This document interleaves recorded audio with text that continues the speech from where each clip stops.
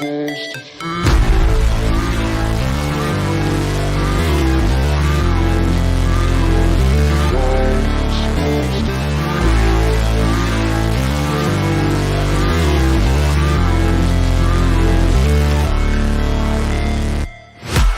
break, always fight, never quit, do it right, play the game, win it life, have no shame, there's no time, feel the pain, live the grind, I could change, in my mind, pick a lane, commit and climb, the only way to win it life, I never miss, that's fact, taking big swings, hand to the bat, put me in the ring, you'll go out in a bag, cause I sing what I mean and I bring it to the mad light, ain't got time to kill, I got time to feel, I took the red pill, I know life's short so I wanna live real, but how's it supposed to feel?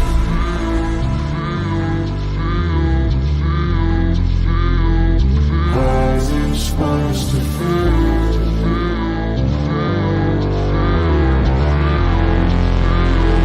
How's it supposed to feel?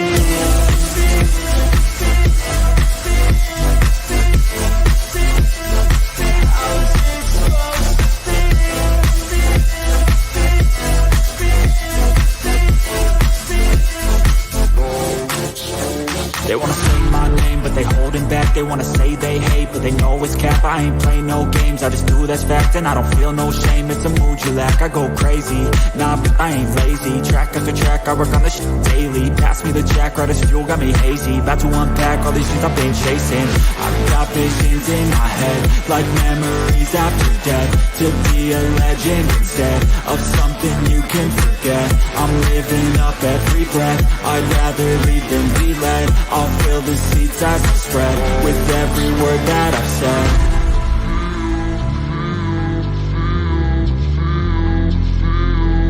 How's it supposed to feel?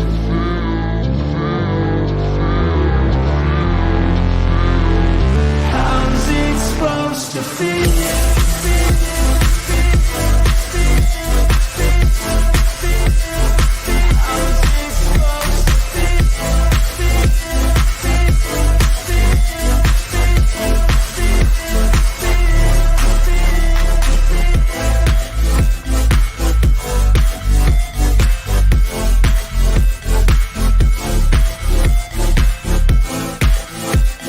Is this show ever gonna start?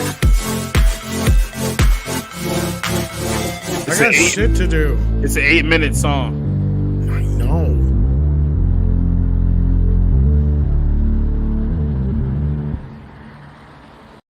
That's live. We're coming to you from the bunker. Oh, well, maybe not. We just got Jason. No more here intros. Look at that. Start the show. I am starting the show. Calm down. Good gravy. Thanks for being here, everybody. My hetero life mate, being as impatient as always, is Tom Connors of Midnight's Edge. Midnight's Edge After Dark, Midnight's Edge Espanol. Well, we're supposed to have one of those people here today. I'm not getting any younger. Not getting any of the Midnight's Edge Espanol people in here, Tom. That's part of your job. Bring in that team. I can't force nobody to do nothing. I know. All right. Anyway, my hetero life mate is here, and he's starting his new channel. Everybody, be prepared to subscribe to Midnight Snacks. That's right. And I did not know when this is ever going to happen, but it's Tom, gonna happen. if you want an incentive for people, just offer them tacos and say we're going to San Antonio. All right. And of course, right next to my hetero life mate is Jacob, who this month has seen more movies than you have probably seen in the last 2 years. The guy has seen more movies than I've seen in the last 2 years. He's incredible. Check out Society Reviews and all of the great stuff he does for Bounding. What's going on there, Jacob? Well, I'm doing better than Ric Flair looked in his last match tonight. Holy crap, that was a shit show. I mean, I thought he was going to die at least 6 times during that thing. So, I mean, you know, all things considered, I'm doing all right. All right. Well, yeah, you could be him. That'd be less fun. Yeah. I imagine. Well, I'm glad that you're here again. Do check him out. He does great work everywhere he is, including his own place. So do check out Society Reviews. I will make sure I update the description with all of everybody on the panel tonight. Hopefully by the end of the panel, I'll be spending some time on those things. We, of course, right below him is the man with the bunker, or the man that basically produces the internet. I don't know if you noticed, but he has more screens than NORAD. It's Jason from Sci-Fi for Me. me TV. Again, showing off the command center howdy, for howdy, all howdy. that happens on YouTube. And that Macintosh back there actually still works. Oh, I love it. That's amazing. I don't Gotta do love anything with it, but You got mail. wow. I felt like Tom Hanks was all of a sudden telling me that. So what's going on with you, Jason? It's been a couple weeks since you've been here, and you guys have been busy. I've been catching all your updates for your content on your channel. It's looking good. Yeah, we've just started our TV.2 channel on YouTube to do the replays and the uploads and the pre-recorded stuff. Hopefully, maybe we'll trick the YouTube algorithm. But yeah, other than that, yeah, just staying busy and trying to keep up with everything. I did stagehand work last night, so I'm moving kind of slow. But yeah, but that's good. That's good time. That's a lot of fun. It's money. Well, yeah, we started at 11. I got done at 6 a.m. Oh, okay, maybe not as much fun. Yeah, but I got a pot roast in the crock pot, so I'm doing. Sounds yummy to me. You guys can check out some amazing stuff that he does from time to time. His channel, like Money Monday, and they do everything. You can find, they have this really cool Star Wars themed podcast that's done over there. Lots of cool stuff. So do check out what he does. It's good stuff, really. Of course, right below me is my main man from the Cotton Connection, the man who considers himself a producer of this show. To be honest with you, a partner, a co-host, but he's a friend of the Puppet Persuasion. Let me introduce you to the one and only Jolly from Snowdub. What's up, man? Hey, what's going on, guys? Great panel tonight. Great chat. Sorry I wasn't here last week. We're actually under construction. We're building on. We're adding an addition. We're going to have our own personal brothel. That's right. We're going to have, it's going to be kind of a specialty. It's going to be legless prostitutes. That's right. And our slogan's going to be, every pussy is half off. You're not going to believe it, guys. You're going to love it. Wait till you get there and see it. The place will be crawling with pussy. Okay, then. I'm not sure I can endorse that on YouTube. I can say that it's interesting. It's a concept. Yeah, but this is the Sunday late night. It is. Okay. Just making sure. Yeah, but I can't give an endorsement for that. Yeah. That's all. Right. I will say this: I can endorse the Cotton Council. It's a wonderful location to be. Get all of your entertainment. Oh yeah, that too. Mm-hmm. Yeah, just happened. Yeah, come on and hang out. Yeah, that's right. It's a lot of fun. Okay, so we have things to talk about. We have other panels that are going to show up randomly throughout the stream. And where do you want to start? Because we've had not the best day ever when it comes to humanity. Yeah. We have lost a lot of people today. I was... this was bad news, right? I got this during the Sunday Culture Review this morning with my panel. I did not want this to be true. It was... I kept looking for reasons to say that it wasn't. But Nichelle Nichols passed away. We lost her today at the age of 89. And that's a big deal. And hey, VR's here. What's up, Valiant Renegade? Hey, man. Good evening, gentlemen. Yeah. You're joining us at the sad part of the show right up front. I've decided to bring in the destruction. Right at the beginning. We lost an incredible actress in Nichelle Nichols. One of the nicest people. You're going to get a chance to hear some stories about her tomorrow night on Toxic Femininity because Lorena had the great privilege of meeting her. It sounds like multiple occasions, so you will get an opportunity to hear her individual experiences. Very sweet lady, very sad way to leave the world in the situation that she was in. But she leaves us at the age of 89 with a body of work that extends beyond Star Trek because everybody knows who she is. You guys have any thoughts you want to share on the loss of Nichelle?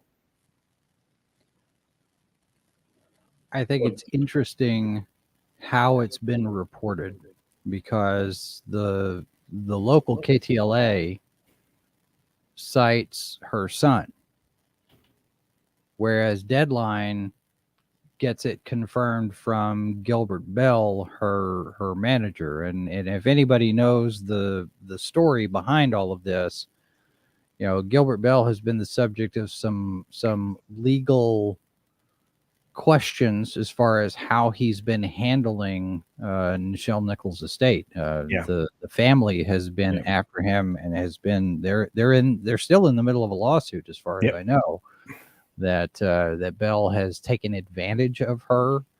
And I thought it was interesting. Like, oh, Deadline confirmed it with Gilbert Bell, and no mention of her son at all. So I'm not fond of what's been happening in the background. I didn't really want to get too deeply into it because I know that it's one of those situations that you wish didn't happen. The same kind of thing. It's very similar to what happened with Britney Spears, only Britney Spears is much younger in a much different situation. But it's hard to know who to believe and stuff like that too. So right. I was gonna say, wasn't there an instance like just this week where someone was announced dead, then like came back like a week, like a couple days later? Tony Dow. Yeah. It was like I think it was his wife was the one that confirmed it. I guess she was wrong. It's like I don't know how a wife screws up quite that bad by telling everyone, "Oh yeah, my husband passed away." And it's like, no, I'm still alive. I think he was in hospice. Yeah, he was. Yeah, that's exactly right. Yeah. Yep. Okay, well, that makes sense. Yeah, obviously, like I said, I know a lot of people who are very fond of Nichols here, a lot of Star Trek fans and whatnot. The one that got me today was the passing of Bill Russell, NBA legend, 11-time champion in the NBA, and really the guy that a lot of guys, your modern day NBA legends today looked up to, and he passed away at the age of 88. So this was kind of a bummer for me. It's kind of an old school basketball fan. Yeah, I mean, and I am too, right? I mean, this devastated me. I had the chance to interact with my dad about it. He was a huge Bill Russell fan. This is one of the people my dad pointed me to anytime I wanted to know what it was like to be a real champion. Yeah. This guy won 11 championship rings. He was an activist in his own way, right? He essentially he worked directly with Martin Luther King. I mean, this guy has. I don't know. I mean, it's just what an incredible mentor, coach. I mean, he coached. He did everything. There isn't anything. There isn't anything that he didn't do when it came to the game of basketball. You know, a lot of people try to like downplay the era that he played in because it wasn't quite as talented as they say compared to like the 80s and 90s and whatnot. But the guy was on a team that won 8 consecutive championships in any sport. That's absolutely unheard of. I mean, and at the same time, and I'm sure you'll agree, Jacob, basketball is a lot more physical then. He was a center. He was the force in the middle. He was the anchor for that team. He had to shove people to keep them out of the paint. There was a difference in basketball. And I can't even hand check. I mean, it's a completely different era. Absolute legend. So we lost. That's 2 incredible legends. We lost a third one today because I guess all this bad news is supposed to come in threes. I have a problem with that. We lost the voice of Ursula from The Little Mermaid, amongst many other things. This is a poor unfortunate soul. Yeah. Pat Carroll. We lost Pat Carroll today, and she was in a lot of other stuff you don't realize. You know, she was in a lot of different places. Laverne. Come on, that was kind of a funny joke. Yeah, she was a comedian. Well, she was 95. I mean, come on. Well, I don't know, but still, it's a sad loss. I mean, you have to. I know, but I mean that is one thing at least you can say about the people who passed today is that they did live long lives. Lengthy life. Pretty much everyone here almost made it to 90. So I mean, you can't say that they were. I mean, like Nichelle, I wish I had the opportunity back in 2019 to get her picture and or autograph. I wish I had at the time. But it's a shame. It's one of those things, man. Yeah, but like you said, the greatest basketball player of all time. There's no argument to be made for that. Look, that's the biggest problem nowadays, right? You know, we don't have any metrics to compare eras other than rings, and again, the eras aren't comparable because of the rules changes in basketball and everything else. But if you talk to, as Jacob mentioned, Michael Jordan, Shaquille O'Neal. I mean, Magic. All those guys looked up to Bill Russell, so it's like his impact on the game is just absolutely legendary. Yeah. And I want to say happy birthday to George Jetson. Oh, that's was right. born today. That's right. You know what I forgot to do, and I never want to forget to do. So if I ever do this again, guys, remind me. I want to say hi to the chat because there's a lot of people hanging out. We've got 76 here. We got Cult He Classic totally Cage, spaced you guys out. You should really hold him to the fire. Sean Estep. We were trying to get through the bummer news first before we Yeah. brought you guys in to bring us up. Yeah. You guys are here to help us recover. Blah Olmeyer was here saying 26 minutes. We started essentially on time. We were watching a UFC clip before we went Very, live. very funny. It is. It's a very amusing. We got Cosmic Squirrel out there from the Cosmos. Kathy's here. We got DS Ford. Morgan King is checking in with us. Of course, the ever famous Judicon. What is up, my friend?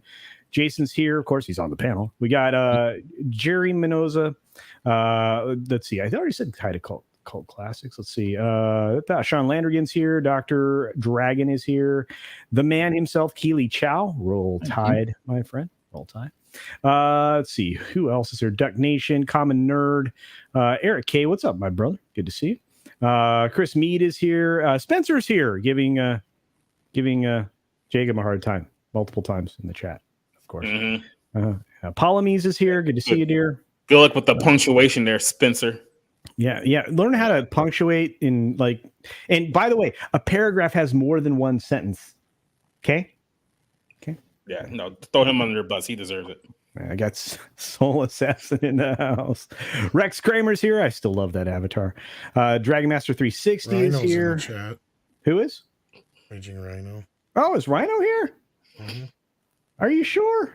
I'm pretty freaking sure that's him. Is it this guy? Oh my god! Oh my god!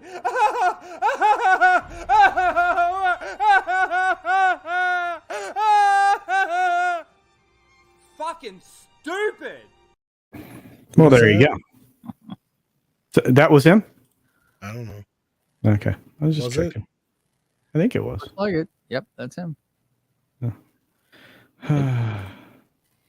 I'm curious. It I mean, I would love to shoot him a link, but I am not apparently having Twitter work at the moment. Oh, you don't want Australians on here. I love Australians. Those are my people.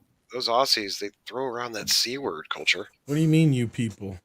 Well, the C word, the C-U-N-T, they say it's like a term of endearment, but over here in the States, we don't like that word.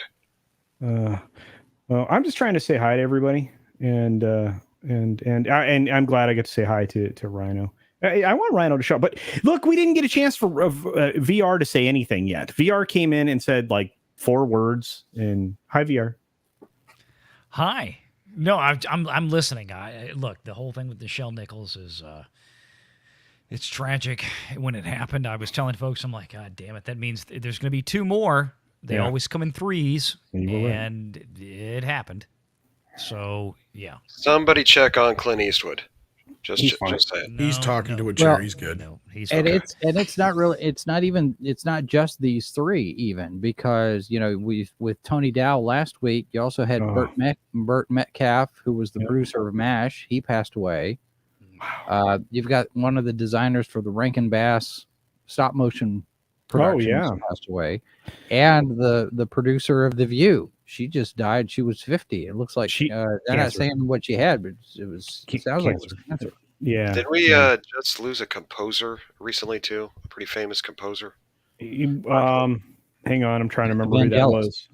Was it Vangelis? That would have been one of our movie composers 2 months ago. I know who you're referring to. I can't pull it in my head, but I know that we also lost a comic writer, artist, contributor this morning. Oh my gosh, come on. I don't know, but we lost Alan Moore this last week, didn't we? Speaking of comic people. Like Alan Moore? I thought so. Or who am I thinking of? Oh, Alan Grant. Or Alan Grant, that's what I was thinking of. Sorry, my bad. I was like, wait a minute. We didn't lose the Watchmen guy. That would have been big news. Yeah. All right. Anyway, we lost it a long time ago, but yeah. Yeah, thank you all.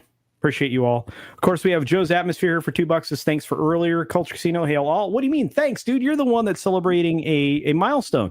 Joe actually just hit a milestone on his channel, guys. If you're not subscribed to this man, he's a he's an artist. He's a YouTube person. He's a good dude. Joe's Atmosphere. Thank you for the $2, brother.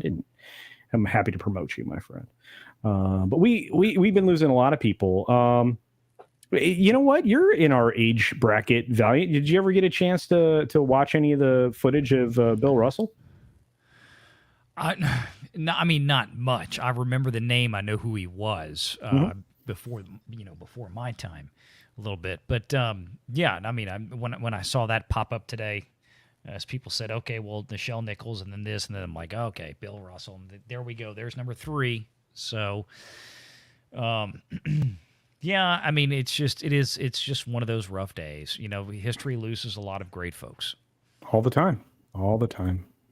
And I'd like to go a little while. I'd like to go a little while without losing somebody. That'd be kind of nice. Well, Norman Lear just hit 100. Yeah, I saw that. That was like 2 days ago? 2 days ago? Culture? Yeah. Culture. Let's see. I just hit 1,550. Wow. Like just now, I think from your chat. So I'd like to specifically thank you guys for subscribing to Snow Dub, and I hope not to disappoint. I think it was the half off prostitute joke that did him. Mm-hmm. Solid. Rhino can't join us. That's a shame. But anyway, I'm glad you're doing well, buddy. And congratulations to you on 1550 there, Mr. Jolly. Oh, thank you. I numbers ain't a thing. As long as you're laughing and having a good time hanging out with us, that's all I care about. Mm-hmm. Well, speaking of laughing and having a good time, let's dive into this, shall we? Oh. And this is going to be fun because I have a completely invested panel in what I'm about to talk about. Bob Saget? No, but that was a total loss. His last. One of his last things he did was a music video with a rapper, so you can look that up. I can't remember the rapper's name, but it was kind of funny. He played a chef, and then he passed away like that weekend, I think. Yeah, he had just done a show. He'd just done a set, actually. Mm-hmm. Yeah, he was just starting a tour. Yeah. Yeah, I know. I copied all his dates and I copied his pages and everything else so they wouldn't ever get lost. So I have like all of that stuff. But let's get into the story because I think it's something we can all sink our teeth into, and we all kind of before you do that though. Before you do that, you've missed a notable event, Culture. What? Oh wow! This is the first stream that Valiant Renegade and I are on together at the same time after all the back and forth and the emails and the messages and the, hey, we need to, Yeah, that's true. Wow. Yeah. They need to be moved a little closer together, don't you think? Well, don't let me get in between these two I didn't think we needed to go down to the snuggle time road, but wow, you guys need a back room for a little bit, maybe? I don't know. Oh yeah, this is true. Yeah, the Godfather gang are ready to go. We just lost Paul Servino, right? Yeah. Oh, and we lost Kevin Samuels, a YouTube influencer. Loved his videos. R.I.P. Kevin. He died too young. He was only like 50 something. Yeah. And we lost man, we're losing. This is insane. But I don't want to go down that road, guys. No. Right. We're done with that. Right. Yeah. Right. Cut the bullshit. But I appreciate it. And we need to this auspicious. We just lost James Caan. I mean, I'm so tired of this stuff. Okay, people for a little while, just don't die. Just don't do that. Stop it, Tom. Just stop it. Stop what? What I'm I afraid didn't of kill him. What I'm afraid of is sometimes Tom says a name, and I'm thinking it and then I'm thinking they're gonna go away.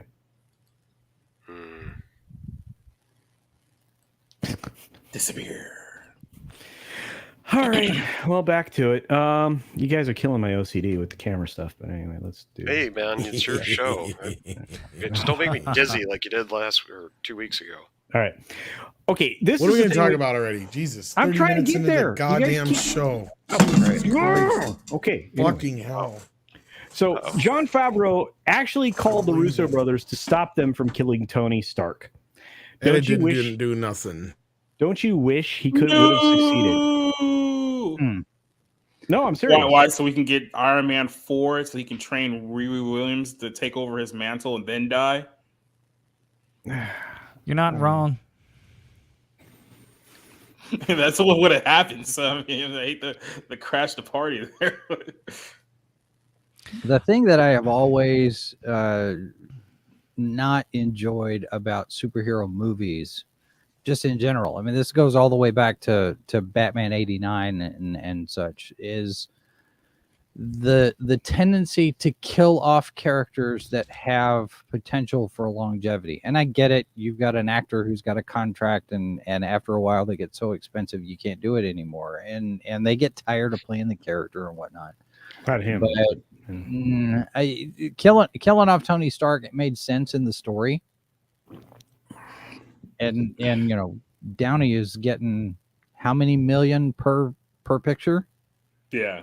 They can't afford him. 50 plus. Well, it wasn't that he was getting paid a lot. He was taking like a percentage of like the box office that they made too. So he was pretty much making a killing for every movie that he did. But see, that's the thing, man. If you are the commanding star, you can still get back end. You can still get first dollar. And there are not going to be many of those anymore. I mean, that's why they cut off these people right away, right? VR. Because look at Tom Cruise. Tom Cruise is an example of a first dollar contract guy. How much money do you think he's taking away from Top Gun VR? Oh, we have the numbers. He's close to 100 million right now. Right. Yeah. I mean, I would say no less than 50. Like that's what Robert was getting at for a while. Yeah. No. Tom Cruise. It was leaked from inside sources at Paramount, Matthew Baloney, Puck Magazine. He had a gross dollar contract, meaning the net that came back from the theaters to the distributor, he got gross points on, and it was north of 10 with escalators. Yeah. Meaning the more the movie brought in, the higher his percentage racked up. He got $13.5 million up front to just show up on set to do that film. Then he got the gross points on the back end. I'm thinking probably at this point with what the movie he has done, he might be somewhere around 14%. The dude is taking home right around right now before it hits streaming, before they sell a single 4K Blu-ray disc, anything. Yeah. He's at 100 million. Yeah. Well, and here's the thing is if he wouldn't have done the back end deal, he probably would have got 20 million up front. And let's be realistic. That's probably where a lot of these deals are going to have to go, especially for these type of actors where they're demanding 20, 25, 30 million dollars. Well, not only that, studios don't want to do these anymore. Studios want to pay everything one time up front. But there's a few guys that can still get it. That's what I'm saying as far as these big paydays. Like the days of Johnny Depp getting $90 million to do Pirates of the Caribbean, I think are over. Except I think that may not be accurate because they're going to pay him $300 million and what, 1,000 alpacas? Yeah. Okay, Grace Randolph. No, but I mean, they're going to have to do something because the next Pirates movie won't go anywhere without him attached to it. It's not going anywhere right now. And honestly, it's going to be another year or so before we probably hear anything about that. It's a two-term problem because first of all, you don't really have that many true action stars or movie stars anymore. I mean, you have like the guys who have pretty much like been there like for a while, so that they still got a name that they can make money off of. But we're not really making like the new Tom Cruise or the new Robert Downey Jr. Oh, I agree. Like at all. Right. This whole the movie star is dead. I've been one who's been arguing that for a while.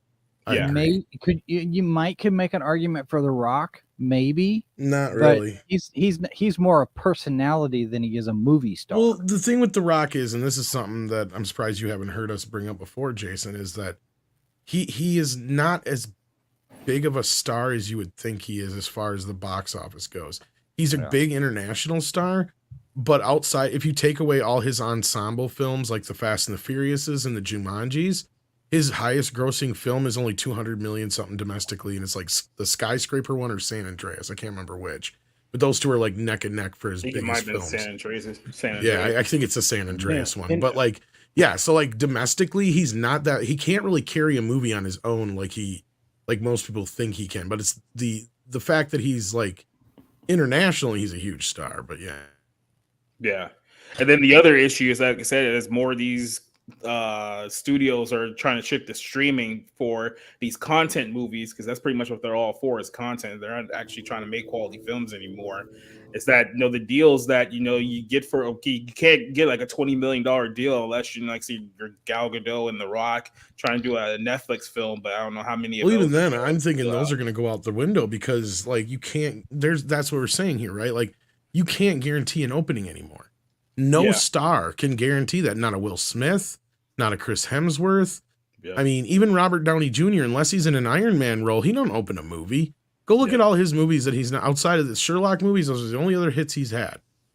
You know what this article tells me, Tom, is this is going to be an onslaught of more to come, because every time we start seeing more Marvel movies flopping at the theater, making less and less money, we're going to see more of these articles with excuses of why we didn't keep this character around, or why we didn't keep this storyline going, or why we decided to switch this character out. It's going to be a bunch of excuse after excuse type articles. You're coming probably soon, right. folks. Tune in, because that's what's going to happen. Well, and that's just it. Sorry, go ahead, Culture. My bad. No, please. No, you guys are on a roll. I don't want to. Well, I was just gonna say, like, that's just it, right? Like, we've hit this plateau with the Marvel films. I think that once we get farther away from the NDAs kind of wrapping up, people are going to start saying some more things. Russos have had very, very few fucks to give when it comes to them telling their feelings on things. Yeah. Yeah, and this is an interesting question from Office Girl. Great to see you. How much money does Tom Cruise put into these movies as a producer, though? Doesn't he fund the production? Well, he has a production studio. It technically does, but yeah. Real quick. The insurance company for the Mission Impossible 7, the first part 1 of Dark Reckoning, right? They were supposedly on the hook, according to Paramount, for $100 million for the overruns. For obviously the global crisis stuff. The 8 lockdowns they had during Dead Reckoning Part 1 and 2. Yeah. They actually went to a settlement instead of going to court against Paramount. Chubb did not want to lose, because that would trigger lawsuits from every one of the productions that they have insurance deals with. They did not want to lose that. Yeah. I'm sure. I mean, they don't want to go to court. Most insurance companies, that's what they have set up in the contract for mediation, subrogation. I mean, you go there and you hammer out a deal before you go to court. The lawyers would rather that too, because they get paid quicker. They're not going to court, spending years there fighting it out. Well, everybody's happier. Well, billable hours will actually, they realize that it's a net loss on billable hours if they're tied up with one case. They don't want that. A lot of these attorneys that do insurance defense are typically on retainer. Also true. They work directly for the insurance company, so it's. I mean, the insurance companies. I was talking about the studio side, but yeah. Oh well, no, them too. Yeah, no, like it's just easier for them to do that. But yeah. But I mean, as far as what did Tom Cruise have personally into the production, I'm not aware of anything. Office Girl. This was done by Skydance, which Cruise works closely with. He's got his own production company, like most of these Hollywood actors do. Yep. The guys like Chris McQuarrie, who's been doing a lot of his movies with him as writer and director in recent years. Yeah. So I don't know what he had personally into it. I don't think he personally had anything into it. This was just, look, we want to do this. We can make this work. Skydance had skin in the game. Skydance, like Tom Cruise, had a first dollar gross contract on the returns from rentals from the theaters. So apart from what Tom Cruise made, Skydance made their nut for what they put into it. They had the equity sharing. And all these things that you guys are talking about right now, not to interrupt you, VR, but I think it's important to point out that all these things we're talking about right now is when somebody says, oh, but, Doctor Strange made $700 million. It's got to be profitable. Thor made $600 million. It's got to be profitable. Nope. No, because they pretend like expenses and budgets don't actually exist. So that's just it. The studio only gets to bring home a small percentage of what the actual film brings in at the end of the day, right? That's the whole point. Yeah, and there's a difference, so everybody understands, between a movie that comes out from a unified studio and distributor, which a great example would be Disney, right? Marvel movie comes out, a Pixar movie comes out, Disney animation movie comes out. Disney is both the wholly owned studio that makes that film. They don't bring in outside studios to make pictures. They do it all in-house, and they have their own distribution wing. If you have something like, let's take Minions right now, or Top Gun Maverick, where you have Illumination, who is the animation studio that partners with Universal, right? That's a separate studio apart from Universal. Universal's their distributor. The distributor gets the first cut below the line from the theater, and then money gets returned from the studio after that. There's equity sharing that'll change things. So it's a different dynamic, okay? It's a very, very different dynamic. And the big thing, like I talked about earlier today, especially Disney is kind of unique right now, whereas even though everybody kind of has their own proprietary streaming service, we still see a lot of these other studios like Universal. I talked about this today, reminded everybody. Billion-dollar contracts each with both live action and animation for Universal with Amazon and Netflix, respectively. Yep. So they still have billion-dollar multi-year contracts for things like Jurassic World Dominion, which will wind up on Amazon, and Minions Rise of Gru, which will, for another billion-dollar contract, which will wind up on Netflix. And, they go to Peacock, which is the Universal streaming service for the first 4 months after the theatrical window. Then they hit the 10-month window on Prime or Netflix, respectively, and then back to Peacock. And then after that, Universal can turn around and release it out again. So Disney's got none of that shit. So, yes, Tom is right. Right now, when you've got a $250 million production budget on a turd like Thor, and another 125 to 150 million plus on global marketing, you're talking about 350 to 400 million all in costs. And we know factually right now that theaters are paying some of the lowest rentals with distributors they have in history because of the goddamn streaming window. It's you know what, the theaters are going to take them to task the next time, and you think Fithian this next time around with NATO is going to put every one of these studios' feet to the fire, because the exhibitors have more power. Because going into, by the way, we're not going into it, we're in a freaking recession. You can redefine it all you want, you lose credibility every time you do it, but we're in a recession, and you are going to see people making choices, and those choices are, I want to go see the latest film. I don't need to have this streaming service. There are going to be choices that people make with their dollars, and the theaters are going to have more power this next time around. Well, not only that, but you said talk about choices. I mean, with everything still going up from gas to food and rents and everything else, if people have to start cutting back, what's the first thing that's going to go? It's going to be Disney Plus, Paramount Plus, all these streaming services. Like, I'm barely making ends meet. I don't need to pay $20 a month for Netflix anymore. So, but even though going to the theater costs just as much, or more than a streaming service, the difference here is this. You cut all those things out, you still want to go out. People still want to go out and do things. And I remind people, going to the theater is still one of the cheapest. It's, despite how expensive it is, it's less expensive. It's still than one a of the ball game. Exactly. It's still one of the cheapest things you can do as a couple or a family or what have you, and go out for the night and evening. Because, like you just said, a ball game still costs 3, 4, 5 times as much. Going to a football game is almost impossible. Going to a concert's going to cost you, 40, 50, 60, 70, $100 bucks a piece. For over $1,000 a piece. That's what I'm saying. So, like, that's my point is this. Going to the theater is still one of the few things that the average American can afford to do.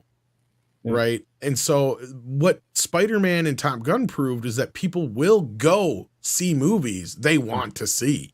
Yeah. Right? If you put some in the theaters that people are interested in, Spider-Man No Way Home. That's what I just said. Yeah. So like it's a handful. The box office has been fairly normal for the past 6-7 months now. Yep. Like the only excuse is there's shit movies, and people are not going to take the chance when they know it's going to come on streaming in 45 days. And they don't trust the studios anymore to make it. That's what I'm saying. Pictures. Like, why would they?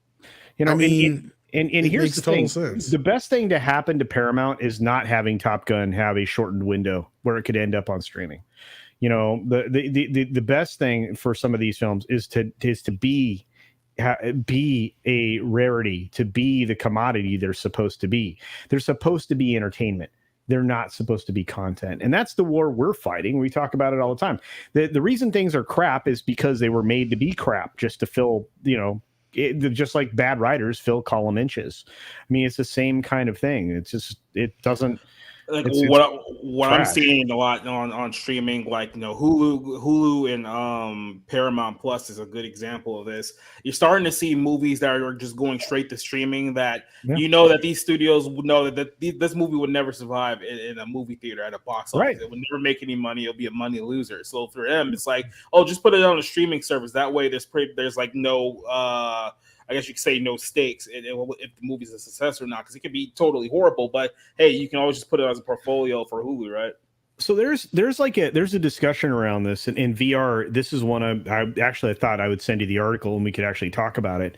But there's a discussion being had right now in the back rooms of the streaming services and in the people that facilitate that, like Roku and Samba with their connected TVs, all these connected TV devices and stuff, that there is what they call a halo effect that actually creates interest in an established IP, all the previous iterations. So people will actually go looking for those in their various forms. Really? They just figured this out? I'm telling you, right? Look, they're way behind us. Fucking God. Somebody who worked in a video store for years. Yeah, as soon as a new movie comes out, guess what? You got 20 fucking people going in there. Do you have so-and-so part 2 and 3? Because I see part 4 is coming out. That is instantly.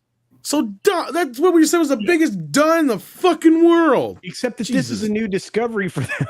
That's what I'm saying. Are you fucking kidding me? Well, this is like we were trying to tell Paramount for years, was like, you want to make Paramount Plus something special? Say that's the only fucking place you can see classic Trek on. Because the question should be, they let it out everywhere. So the question should be, how do we get paid six figures to come to these conclusions? Because I mean, we can waste our time. No shit.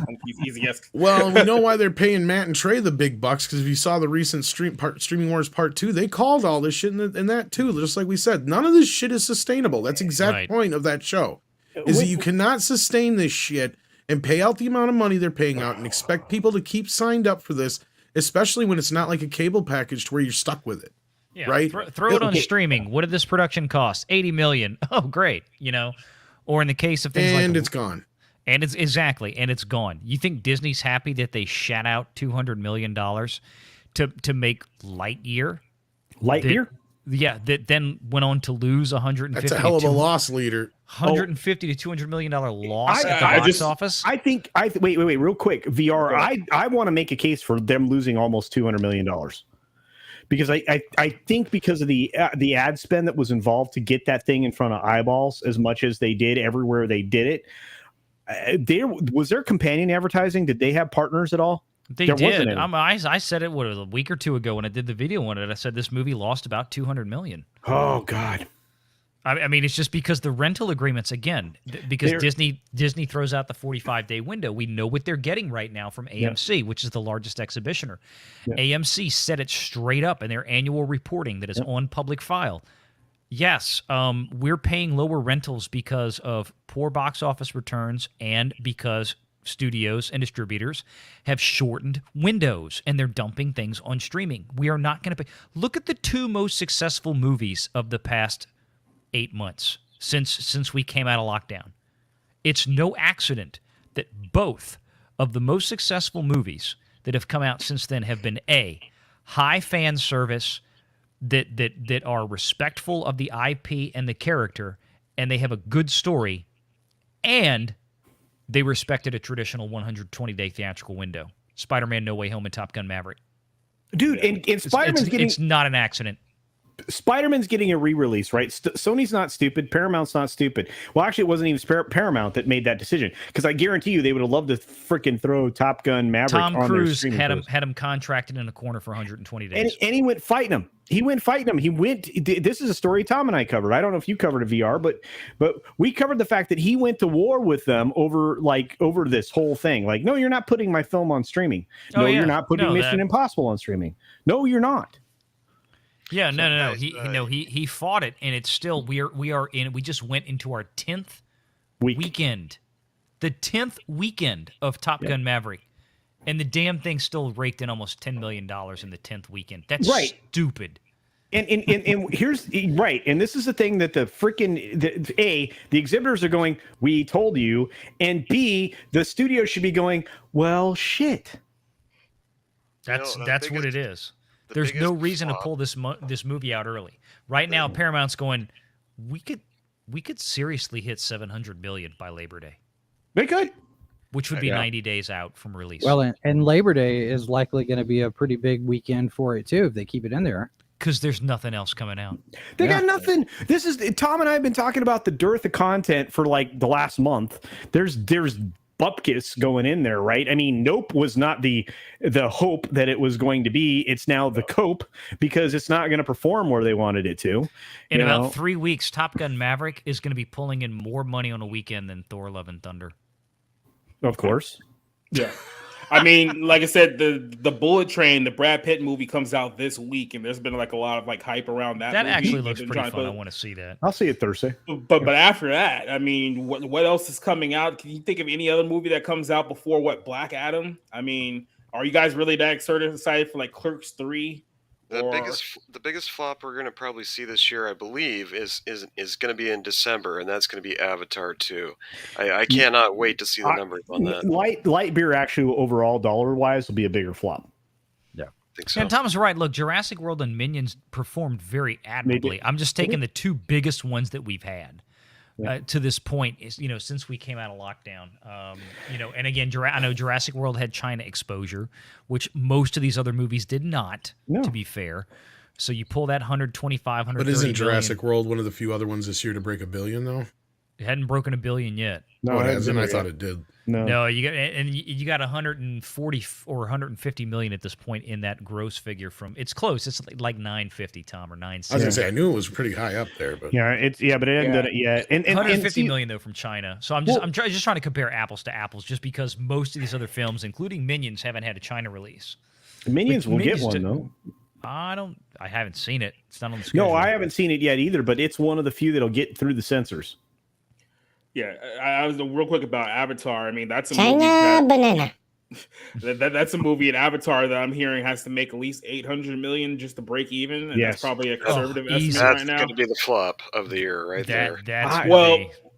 I'm pretty sure that they're gonna rely heavily on the whole like 3D IMAX gimmick to like drive up that price. Well, they're pushing. Okay, so the re-release of the Avatar in the theater, the original film, that's going back to theaters right before. They're following a good strategic marketing plan, but if that fails to garner any interest, I'm going to be like, Disney's going to panic. Yeah, because it's a $3 billion. They've got $3 billion tied up in the freaking Avatar. Yeah, let's say not only that, but let's just say that it barely, let's say it pulls a Thor and it barely makes his money back. You have to remind yourself that there's still like 2 other movies that they're hoping that will be a success down the line. So if they don't get a big return for the second one, where's the interest going to be for Avatar 3 and 4 when it comes out, whatever the hell that one comes out? I'm in the minority, I think, when I say that I absolutely could not stand the first movie. I hated it. And I really wanted Cameron to get back. At least not on this panel. Well, yeah, I wanted Cameron to get back to his Terminator Aliens roots, do what he does best, something like that, True Lies, and now it's this crap for 3-4 more movies. Avatar was nothing. Avatar was nothing more than a gimmick. It was just for people who wanted to go see 3D and be like, "Oh, look at all the colors and the shapes." And that's exactly correct. That's what like Tom and I have talked about this a number of times. I mean, the success of Avatar in 2009. Let's face it, it was not really centered around a magnificent story. Let's be honest. It was centered around the fact that visual presentation, the CGI, all of that kind of stuff, that total immersion in a visual orgy had never been done before. That is now every POS Marvel film, every POS everything, that is out there. I literally have like almost 300 3D Blu-rays, if that tells you anything. Yeah, I mean, that bloom has fallen off the rose. The polish has come off the turd. Unless this film comes in with the most magnificent story since Tolstoy's War and Peace or some shit, it's not going to repeat anything like the first movie did. It doesn't have the gimmick. You're right. Because we talked about this, but like the short version is, when he came out and said that his whole gimmick for this movie was going to be high frame rate 3D, I knew something was up. Oh God. I'm like, dude, he is so far behind. Has he been that secluded that he has not realized that, even coming from me, somebody who's been a 3D advocate, has to admit that it's dead. It is a dead format now. It barely gets a release even in theaters now. We don't ever get 3D Blu-rays anymore. And to get the tech to watch it on, unless you have a VR equipment, then you're screwed. I mean, because you're not going to find a 3D TV anymore. Oh, by the way, Jurassic World's 942. Okay, I knew they were pretty close. 950. Yeah, I knew we were up there. Yeah, And about 140 million of that's China. So, but you look at something like Everything Everywhere All at Once, which is down here, right? This is my share. Yeah, that's there. It's the first. It's the first movie for A24 to make 100 million. Mm-hmm. So it's actually still out right now. Yeah, it is. And it's on Blu-ray too, but yeah. Yeah, and and this is something that we've talked about here a few times, is the fact that the studios are missing an opportunity here, because when the lockdown happened, everything shut down and nobody was doing anything. I thought, okay, well, the studios are going to pivot, and instead of doing the big 200 million, 300 million blockbuster movies, maybe we'll get smaller films, because they can parcel out their budgets a little bit more. And we get smaller pictures, in the 20 to $50 million range, that maybe you're not worried about so much of the expense that you've got to get back. You have to make more than what you put out, and it didn't go that way. And I've really been surprised that we haven't seen more in that small to mid budget range. Well, and here's one of them that did fairly okay. Yeah, because that's the thing, Jason, is I've said this before, the same thing. They won't do it. They never will. They're not going to change until superhero movies go away, which is still a ways off. They're not going to spend any less money. They're just going to find a way for us to pay for it. And another thing, what I've always said. To get lucky with one of these movies, though, this is just one of those once in a million, real quick, there's another thing to say about these budgets, because I think asking myself, where exactly is all this money going? Because we're talking about Thor being made for $250 million on production budget, Lightyear being the $200 million production budget. I'm thinking back to myself. The original Speed was made for $30 million. Even if you adjust that for inflation, it was only $60 million. And they had actual stunts where they're blowing stuff up and doing stuff for buses and cars and whatnot. And I'm just thinking to myself, where's this money being spent? That's a multi-layered answer. Yeah, it is. The best version I can give you is, the money that they're saving on the film stock and the camera stuff and the lighting and stuff, it doesn't make any sense, because it should equate out somewhere. They own it, actually. That's the thing, is it's so much cheaper now to produce a film on that respect, on the technical side of things. What isn't cheaper is the digital effects. Digital effects take tons and tons of animators and tons of hours to complete, as opposed to one stunt that's done in live action. It's one and done, and it's over with, whether it costs you 20 grand to do it or not. It's over with, right? Yeah. And then the other side of it is, over the past few years, you've had these the guilds and the unions get involved with where you have to have 20 people doing one person's job all the time. Yeah, and that's another problem. And we've talked about that. The third issue is mainly just the salaries of the artists, right? You got movie stars making way too much money. That's but Tom and I've spent hours talking about what's happening, where things have changed because of the unions, and there are too many people. There are too many production assistants. There are too many people on the set. There are too many people involved in this process. Anyway, go ahead, VR. I didn't mean to cut you off. Well, I was going to say on that, number one, look at the credits from a movie today, and look at the credits from a movie 50 years ago. I remember bitching that the credits of Lord of the Rings were so long, and now most credits are as long as the Lord of the Rings credits. Or longer. Look at video game credits, right, VR? I mean, gosh, you finish an Assassin's Creed game, and it's freaking, it is War and Peace in credits. Yeah. like crazy. Well, like this weekend, I just watched a movie, South Korean film. I think it was called Hansen and the Rising Dragon.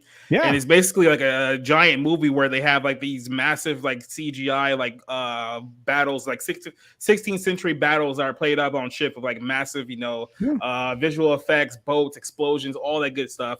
Yeah. The budget was only $25 million. So I'm thinking to myself, how could they get a movie like that done in $25 million and make it actually look good, actually make it look believable? But we need $250 million for Thor 4, which still looks awful. Unions. Unions is a big thing, yeah. Unions, the huge wage differences, and the other thing is we found out recently is that Marvel Studios is a total train wreck when it comes to planning and execution of post-production. They are a complete disaster. They waste money zone. Everywhere. Yeah, we have, there's Reddit threads of VFX artists that say they will never work, like a shitload of them, never work on another Marvel picture again because Marvel is such a dumpster fire. They make so many changes. They have no idea what they're doing. They request one thing, they change things. 6 weeks of reshoots for Doctor Strange in the Multiverse of Who Gives a Shit. Remember that from Thanksgiving to Christmas, 2 weeks before Thanksgiving. It's crazy, and that's what's running up these budgets. So, and that was similar to the stuff I was hearing too back not even that long ago about how Marvel always keeps shit too close to the chest. They don't let them know shit till the last minute. They're changing shit up at the last minute to where they haven't 14 days to finish a VFX shot, and the movie comes out in 15, right? Yeah, exactly. It's horrible. And that's been happening not just with them, which they are obviously the most egregious of them all, but it's also DC and a lot of these other bigger studios. And not only that, they don't do the VFX work in house anymore. They send it out to all these mid-level VFX guys, and they rent out their high dollar ones. Well, that's why you see 500,000 Korean animators on these movies too. Speaking of which, okay, so back to A24, because it was a good point Jason was making. It doesn't cost a lot of money to make great films. Jacob said the same thing. I am a now huge fan of cinema coming from India. There's a reason for that. They make films for $27 million that make our films look stupid. Well, dumb, and this kind of goes back good. to our talk about Avatar. And I know you got a few supers to get to, Culture, but no, the reason why I feel, and I agree with you guys who think and are pretty confident that Avatar 2 is not going to, perform at the levels of the first film or even near that, or even maybe even make money, is because we've reached this point, right? Like it's I had a point I was making here, but I kind of lost it. But anyway, can I just say everything all at once? I just watched this movie like 2 days ago, and it was beautiful, beautifully directed. It had central characters of two females that happened to be gay or whatever, and I was actually interested in the storyline going through the whole movie, and that's what a good director, and a good story do. And that's all you need. Plus Michelle Yeoh, I love her.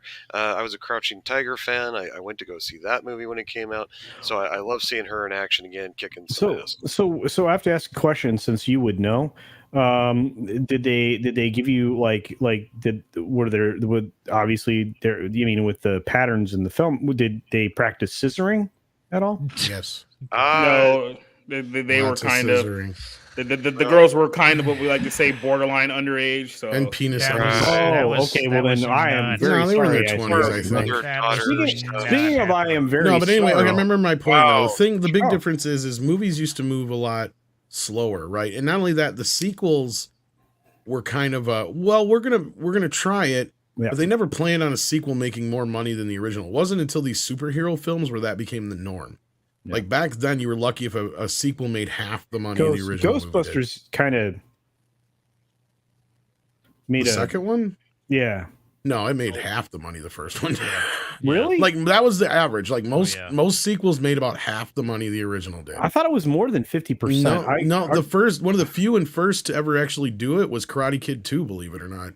Yeah. But even the Star Wars films, Empire and Jedi, performed lower than but it was supported by a merchandise platform that nobody that's else a little had. different. But like my point being is like, my point I'm getting to is like when there was a 7-year gap between Terminator and Terminator 2, right? Or something like that. Like, Yeah. that's a bit Yeah. different than what the world we were in I then would- compared to now, because Terminator wasn't even a huge hit when it first came out. No, it was built not. up on cable and video, Video. and it was that demand build for that sequel. Do you know how There's many no times I demand rented- build for Avatar. That's the point I was getting to. And, Do you and know that's the how other many- thing is they got to rush these sequels out, and that's why they cost so fucking much money, because you can't wait on them. I Well, it went to the depends videos. I went to the video store and I rented Terminator. I can't even count how many times. Right? Because back then buying a videotape was stupid expensive. Oh yeah, big time. You know, in defense of Ghostbusters 2, it came out at the exact same time as Michael Keaton and Tim Burton's Batman, so it had no choice but to lose. Batman 89 is still. By the way, the movie year 1989 should be your favorite in history. You got the best possible cinema experience that year. We went to 82 was pretty good, too. 82 and 84 were the two biggies. Oh, I don't know. 89 was beautiful, baby. 89 was big, but it was a lot of sequels. Just check out the 80s, folks. The 80s were great. One thing I wanted to hit real quick before I get to the supers is this comment from Blah Olmeyer, which is there's a barrier for theater release, regardless of the production budget. A movie needs to also recoup a minimum marketing budget, at least 30 million P&A in the U.S. market. It's actually way higher than that now most of the time. But yes, yeah, they spend more than 30 million just in the U.S. to advertise. Yeah. I mean, right now, okay, so one of the biggest problems with all of these digital platforms, like especially the social ad tech platforms like Twitter and all these other places, including YouTube, is that you are spending so much of your marketing budget now digitally that most of these studios are trying to reevaluate if that's even worth it, and headed into a recession, that's going to kick all these ad-based tech things in the pants. But that's a whole other story. Let's get to some supers and we'll dive back in. We got a box of popcorn from our good buddy Darius Munchausen. Thank you. I'm sure it has butter on it, so Andre would not be interested. Sorry, Andre. We got our good buddy Hunch the Dirty Roofer for $5, saying backhanded compliment, I think, gentlemen. And I use that term loosely. Take a look at a devotion which drops in late October with Hangman in the cast. I think that, or Hangman, or was that Hagman? I don't know. Is that true? In the cast, I think that will be a sleeper hit. You're talking about what's his name? The guy that played Hangman in the. Oh, Glenn. Yeah, I know who you're talking about. Yeah, I do too, and I can't get his name out of my head. But yeah, I think you're probably right. I think he'll do quite well. I will double check this because I think I saw this go across the desk when I was looking at trailers the other day. So I will take a look at that. We've got John Gibson for $5 that said they should re-release the original Top Gun for Labor Day weekend. Oh shit. Yeah, it would probably be the third most successful film this year. You're probably right. You could do a 1-2 punch in the theater, right, Tom? Have them do Top Gun and then Top Gun Maverick later. Have like gosh dang. How long has it been since you've seen a theater release like that? It's been a long time, right? Since Star Wars. They would probably love to, but they can't because I think Top Gun right now is still licensed out to Amazon Prime. Is it really? Yeah. Paramount. Dude, it hit number 4 I know on the Nielsen streaming chart. I know. When Maverick came out, the original Top Gun, it blew back up. It was huge when Prime dropped. I think it was Prime. It was either Prime or Netflix, but I think it was Prime. But you understand, and that's the thing that Tom and I were we were all actually, everybody on the panel was reacting to the fact. Jaws is coming out again Labor Day weekend anyway. That's right. But we were all reacting to the fact that they're just now coming around to this idea that there's a halo effect around fucking blockbuster films with the, Well, and I know we've hit the end of the road because guess what's showing at my drive-in? What? Super Pets and the classic Backdraft. I love that film. Backdraft? Yeah, I know, right? Like, I'm like, what the fuck? Okay. That was one of the double feature. Which had a lovely 4K transfer, by the way. Oh, do you? Yeah, it's awesome. Oh, yeah, the 4K transfer Backdraft was awesome. We go. Yeah. Gosh, dude. Okay, who's the best human on the planet, right? Kurt Russell. I will fight you. I'm not going to fight you for that. Your hair makes so much sense now, Culture. You mentioned DC Super Pets. You were talking about this earlier with Black Adam. Just to remind everybody, Black Adam was supposed to come out this past weekend. Oh, yeah. DC Super Pets switched the release dates with Black Adam because of the VFX backlog. They couldn't finish Black Adam in time. Just FYI. That's why it's now coming out in November. So VR, right? You are also paying attention to the same things I am, right? Like, yeah, but they use the same excuse for the Flash, Valiant. But, well, all I know is this: that most of the top end, they have to redo the whole movie. I know they do, but most of the top end VFX houses, right, have been they're being bought up. Like Weta just sold a couple of months ago, right? So you have all these high end VFX houses that are being purchased by these studios.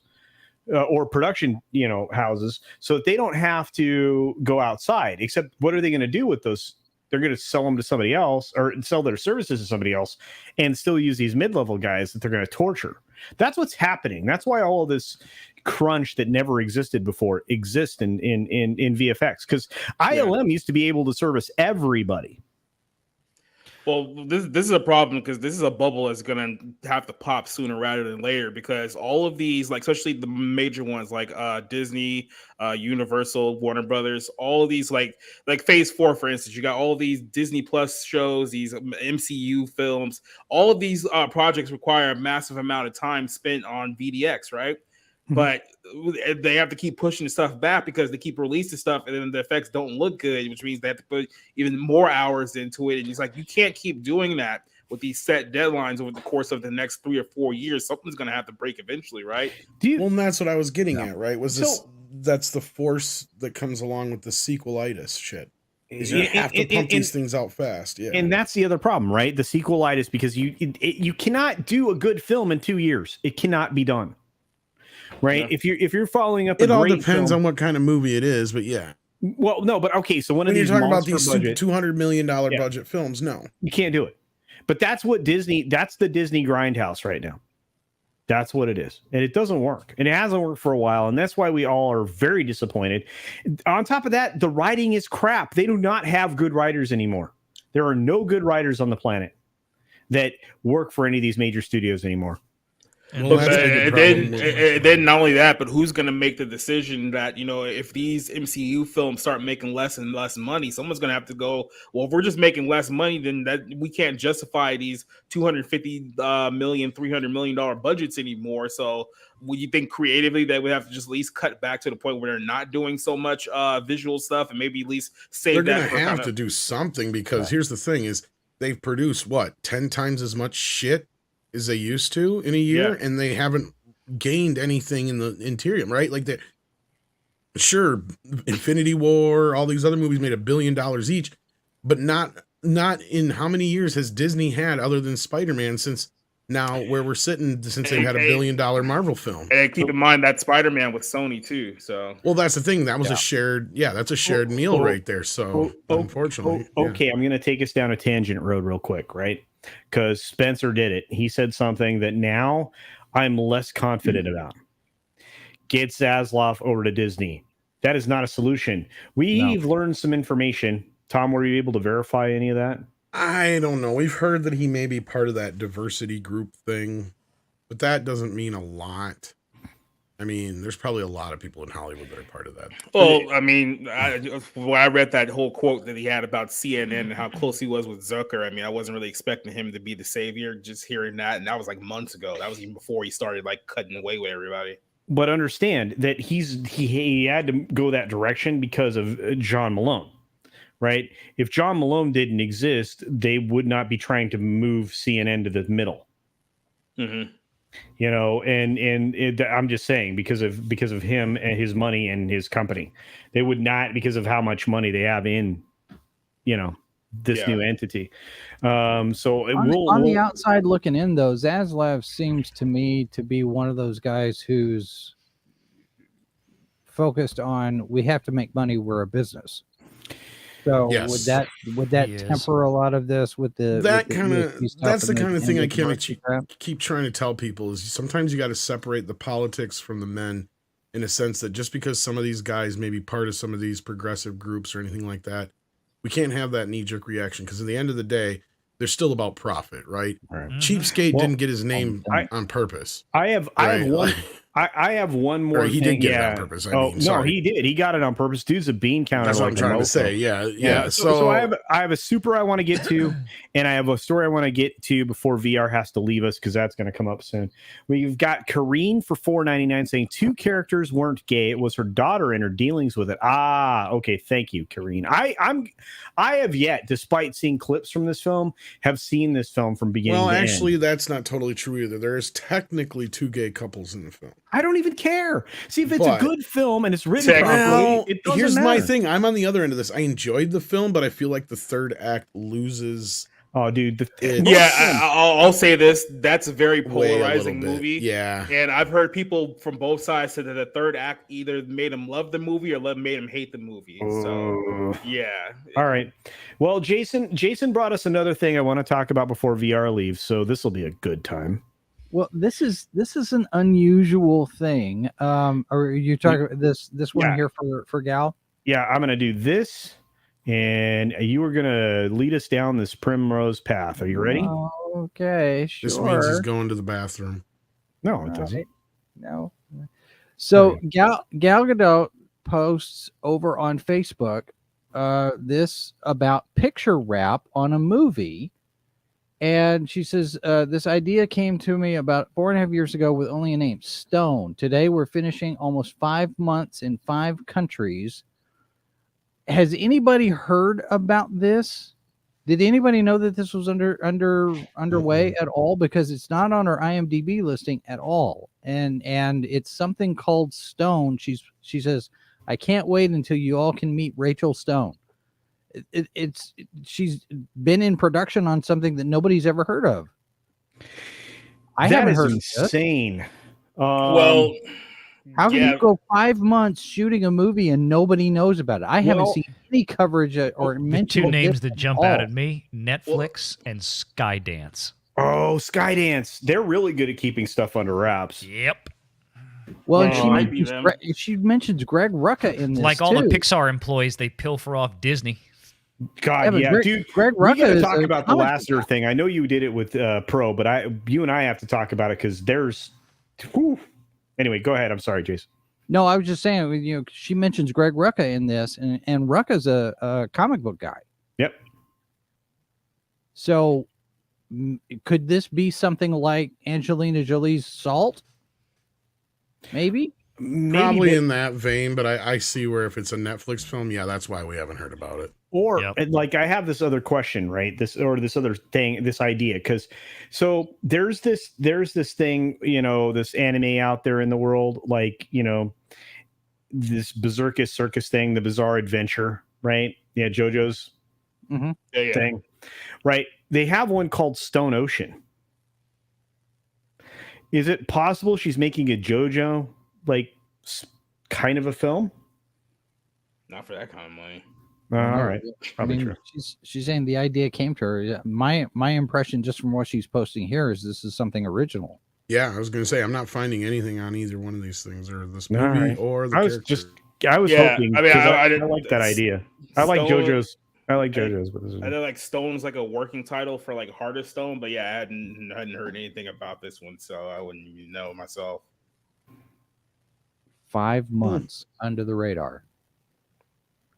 Is that the way things kind of worked back in the day? Holy crap! George just came in and slapped his wallet on the table and just gifted her 20 member subscriptions. Ladies and gentlemen, come and get them. Thank you, George. We've got a bunch of new members. George, you are a great human being. I know he wants to be here. He's got a brand new nephew. Did you guys Cody hear that? Guy, Darren Gatewood, Midnight Mike, Resident Moonhauler, Alex Ashgan, Sebastian Simonson, Jillian N, Katrina Martin, Horny Elf, and One Man Show. We also have Matt Vader, who got one. Matt. A, Tim Hayes, DMV Trek Sci-Fi Chick, Flaccid Phoenix. Oh, whoop, it jumped on me. Sorry. Let's see. Commander Phil. God, there's a bunch more. Commander Phil, Punk Waddle, Jose Ribeiro, if I'm saying that right, Defenders of the Faith, and Casperius, Mecha J, Dr. Dragon. I think I got them all. Congratulations, guys, and thank you, George. George, you're an Ubermensch. You are a scholar and a gentleman and a button. for you. George, he's got a beautiful soul. Banana. Well, I wouldn't know about that, but thank you, Minion. Sure. Well, there was another story I wanted. There was another story I hope you had loaded up, Jason. It was the other weird one of the day. Oh, the really special one. Yeah, I thought VR would enjoy that. Oh, okay. Yeah, we can pull that one. I can pull that one up. Right? Is that the one? Oh wait, is that it? Yes, that's it. Is that it? This is going to be VR's best friend. VR, are you excited for this? Are you ready? I'm going to leave this for Jason to introduce. Here we go, everybody. All right, posted to Twitter. Here we go. This image from Playboy. Oh, Get ready. Oh no, I saw this. I saw this. Do not pull this up. I saw this. God. Do not pull this up. Motherfucker. Now, to be clear, this is Playboy Germany. This is Playboy Deutschland. Oh, geez, that makes a lot more sense than you'd think. No, I know it does. It's they might as well just be a Shizer cover. They're celebrating 50 years of Playboy with 50 different covers, and they got this photographer named Dennis Karlinski, who shot. Apparently, this is somebody. A man. Named Geraldine is the name this person goes by. Gerald with a penis. Yeah. So now careful with these pictures, bro, because I like my channel. Yeah. No. There's nothing else. There's nothing else on here. But it's funny because when I first got to this story and I saw the model's name is Geraldine, I'm sitting there thinking about Geraldine. Oh, yeah. Yes. Thank you. There you go.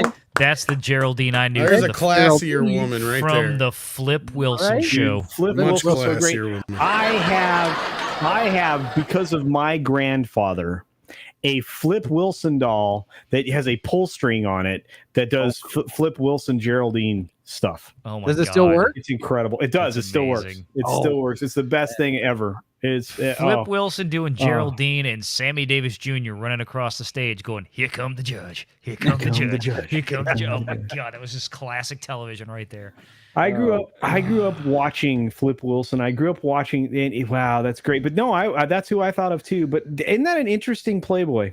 What are you talking about? Black people weren't on TV before 2002. Oh yeah, I'm sorry, I forgot. Oh, don't you mean 2016? Isn't Or that when all 16 the or whatever? Black it was Panther was the first movie That's the ever first movie that had ever. a black person in it. That's right. And a black cast because Nichelle Nichols doesn't even exist. I read the reviews for that because that movie was awesome because of its quote unquote. It was groundbreaking. It was groundbreaking with amazingly beautiful blackness. I will never forget that. I think that was the LA Times, the beautiful blackness of the film. I'm like, dude. It was a cultural moment because we never had seen that in a movie up to that point. Never. Never. You know, how come Oprah's not pissed about half of this shit? Because she was like making films way back. I'm not getting into it. I'm done. Tell me about it. Okay, look. There. Who is it in the chat says that? Soul Assassin. Yeah. Says we need to bring up a picture of Anna de Armas to make up for that. As long as she's properly clothed. And you know what? I watched The Gray Man this weekend. I watched it today. In fact, I enjoyed it a lot. And Anna de Armas is in it, and she's just hot. Okay, but where did it fall down? Because I keep getting this conversation from people that it falls off. I mean, I wouldn't say it falls off. Was it like the greatest thing ever? No. Okay. But it was a fun movie, and there was just something about watching Chris Evans getting his ass kicked and killed that was just pleasurable. Yeah, the movie fell off for me when it completely forgot that it had a villain past the first act of the movie. So. Yeah. Well, again, this it was Netflix. Otherwise kind of fun. This is Netflix trying to create a Bond/Bourne franchise. Mm-hmm. Yeah. It worked for him. It was the highest views or highest amount of minutes watched for a first-time movie. They've already announced part 2, so they banged it out with this one. So Russo brothers are going to get paid, is what you're saying? Oh yeah. Well, they already got paid. Availability. Netflix don't do anything with back end. It's all No, I know. You know what I mean. Is that, doing? Terminalist still seems to be right at the top of the streaming platform. You know somebody who's not getting paid? Who? Hey, yo. Oh, that's right. Sly. Yeah. You know what? I have to bring this up because this is, and Jason and I will get that up in a minute. Well, they prison shank his IP. Yeah, he is really unhappy. I mean, this dude's so unhappy. I'm just curious if he doesn't know about the 35-year law or what. Go ahead. Sorry, my bad. No, that's what I was about to say. Are we talking about the Expendables franchise or the Rocky franchise? No, because Rocky. No, man. We're talking about Rocky. He is pissed. Rocky, he is pissed. And he's going public with how pissed he is. He started going public a week ago. This is how mad this dude is now, right? It's worse. It's a deadline. Yeah, like Mead's been one of the only ones kind of covering this, it feels like. But yeah, you guys have been doing a great job, and obviously I love talking some Sly because I think he's one of the most underrated writer, directors, and actors in Hollywood. I agree. Because they think of him as a meathead action star, and this dude is 100% not that, right? Everybody needs to see Copland. Oh yeah, it's very Copland was wonderful. Ray Liotta, who just recently passed as well this year. Yeah, Cassie Harvey who's Keitel. Cassie's in the chat right now. Keeps putting over Nighthawks as well. So there's another one if you want to see a. Oh yeah, that's true. Yeah. Good call, Cassie. Yeah. No, I'm one of these people. I'm like, you know. Well, just real quick before you set up the story, it's like because we mentioned this a couple of times on the program. It's like, so you're doing a Creed 3 that you're going to have Michael B. Jordan direct. I'm not even sure if he's ever directed anything in his life up to this point. So that alone was a very odd choice for me. But yeah, it did seem like he was kind of getting squeezed out just off of that information alone. But I don't even think he's even listed as a producer for this film, is he? The one that's coming out? Oh, he's not involved in the new one at all, and now we know why. No, that's normal because in I Hollywood had now. Positive you just have to be a speculations, grip and you can direct a movie. Well, yeah. I just hope that he's able to reclaim this IP in the very near future. This is what I'm confused about. Yeah, because there's a 35-year How did he lose law. it in the first place? He didn't. Well, he didn't. He just signed. You know, when you signed it up, MGM-UA owned it or whatever. Right. But after 35 years, the original creators of a property can go back and claim ownership. I don't know why he hasn't done that yet. All right, real quick, George hit us with another $20 super chat. Thank you, George. Love you, brother. He says, for the Playboy cover, as a duly designated representative of the city, county, and state of New York, I order you to cease all supernatural activity and return forthwith to the nearest convenient parallel dimension. That ought to do it, Ray. Thanks a lot, Ray. Yeah. George, you are a scholar and a gentleman, my friend. For the Ghostbusters reference... The Gaming Commission? The Gaming Commission. That was also really funny. And the new one, I love that. Oh. George, thank you for that and for all your support, brother. I love you. I miss you. I wish we could hang out more, but I'll see you in Vegas. We'll have a good time. We're going to have supper together. It's going to be... It's all the old men. We're going to get around a table. We're going to eat, and we're going to find a cow, and it's going to come in, introduce itself to us, tell us its name, and then we'll just say, "Yeah, let's meet the meat," and it'll be good. Did you happen to have the Instagram post handy? Jason, I did not. Do you? I do. Oh, okay. This is the amazing moment that I knew Tom was a real legendary celebrity type person. Oh, whatever. This is the first one. This is from last week. This is the one we talked about last week. Yeah. He says, after Irwin Winkler and family sucked Rocky dry, presumed to be the most hated, untalented, decrepit producer in Hollywood, and his cowardly children, I found their next meal. Drago. Throughout history, so many artists, industry, recording, painting, writing, you name it, have been destroyed by the bloodsuckers who've destroyed so many families, lining their pockets with other people's work. I said, man. And then I said, another heartbreaker just found this out once again. Irwin Winkler, this pathetic 94-year-old producer, his neurotic vulture children, Charles and David, you know who you are once again picking the bones of another wonderful character I created without even telling me. I apologize to the fans. I never wanted Rocky characters to be exploited by these parasites. By the way, once I had nothing but respect for Dolph Lundgren, but He never told me about what was going on behind my back with the character I created for him. Real friends are more precious than gold. I'm coming for you. Real quick, I don't know if this is breaking news or not, but remember we were saying that Creed 3 was supposed to come out late this year. It's now been pushed to March 3rd of next year. So Not surprised. maybe there's some more things going on behind the scenes that we don't know about. So don't know. Well, Probably a backlog of VFX artists because they had to animate Rocky into the picture himself. Oh, Yeah. man. and They had to de-age Dolph Lundgren a little bit. yeah, this is what Culture was talking about. Sly actually liked my comment here. If you can't read it, I suppose. I said, I liked your comment. Damn, I was hoping we'd get to see this with Rocky and Drago deprogramming Drago's son and retraining him. This sucks. Yep. Mm-hmm. Yeah. And that's the moment I knew. Yeah, It's usually not a good sign when a film gets pulled from a holiday release to be dumped in March of all places. It's usually not a good the sign. The last going two into it. Creed films, I believe, came out in that same time slot towards the end of the year. Yep. I tell you though, March 3rd is a very good date. It is a good that's date. It's my birthday. Well, it's a good day for a film release because it gives you a lot of lift through the spring break cycle. So across this country, if you're looking for a North American release cycle. But real quick, the Rocky movies. real quick, because but I want to give VR the respect he deserves for. He's got to go. That's right. Oh, So I want to say this real any of that quick. shit. Mazit Wazad for $2 says It's Mazit Wazad. That's what I said. Yeah, he says Playboy. Okay, I'll do this in proper German. Playboy, das ist Scheiße. There you go. Do you have to say it like me, Rod? Because, I mean, he said it was from Musikbazar, and he said, Playboy, das ist Scheiße. Freilag. God, I love Aqua Teen Hunger Force. Yes, Aqua Teen Hunger Force. Yeah. Well, you know what? That's really mean. I was going to say something nice of you about you on the way out the door.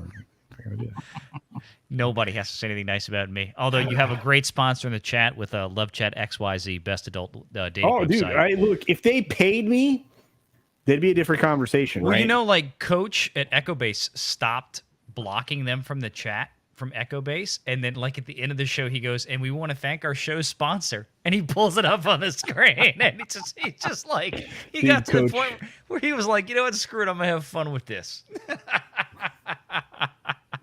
The fact that YouTube doesn't block this shit, it's amazing. Well, that's why we had a lot of people start doing that subscriber only mode for live chat, which I don't blame them because then it keeps that. I have incredible mods, right? So I trust them to take care of all the crap. I don't have a lot of rules. It's sad that VR's got to leave because we could. This actually reminds me, we've got that story breaking about Visa.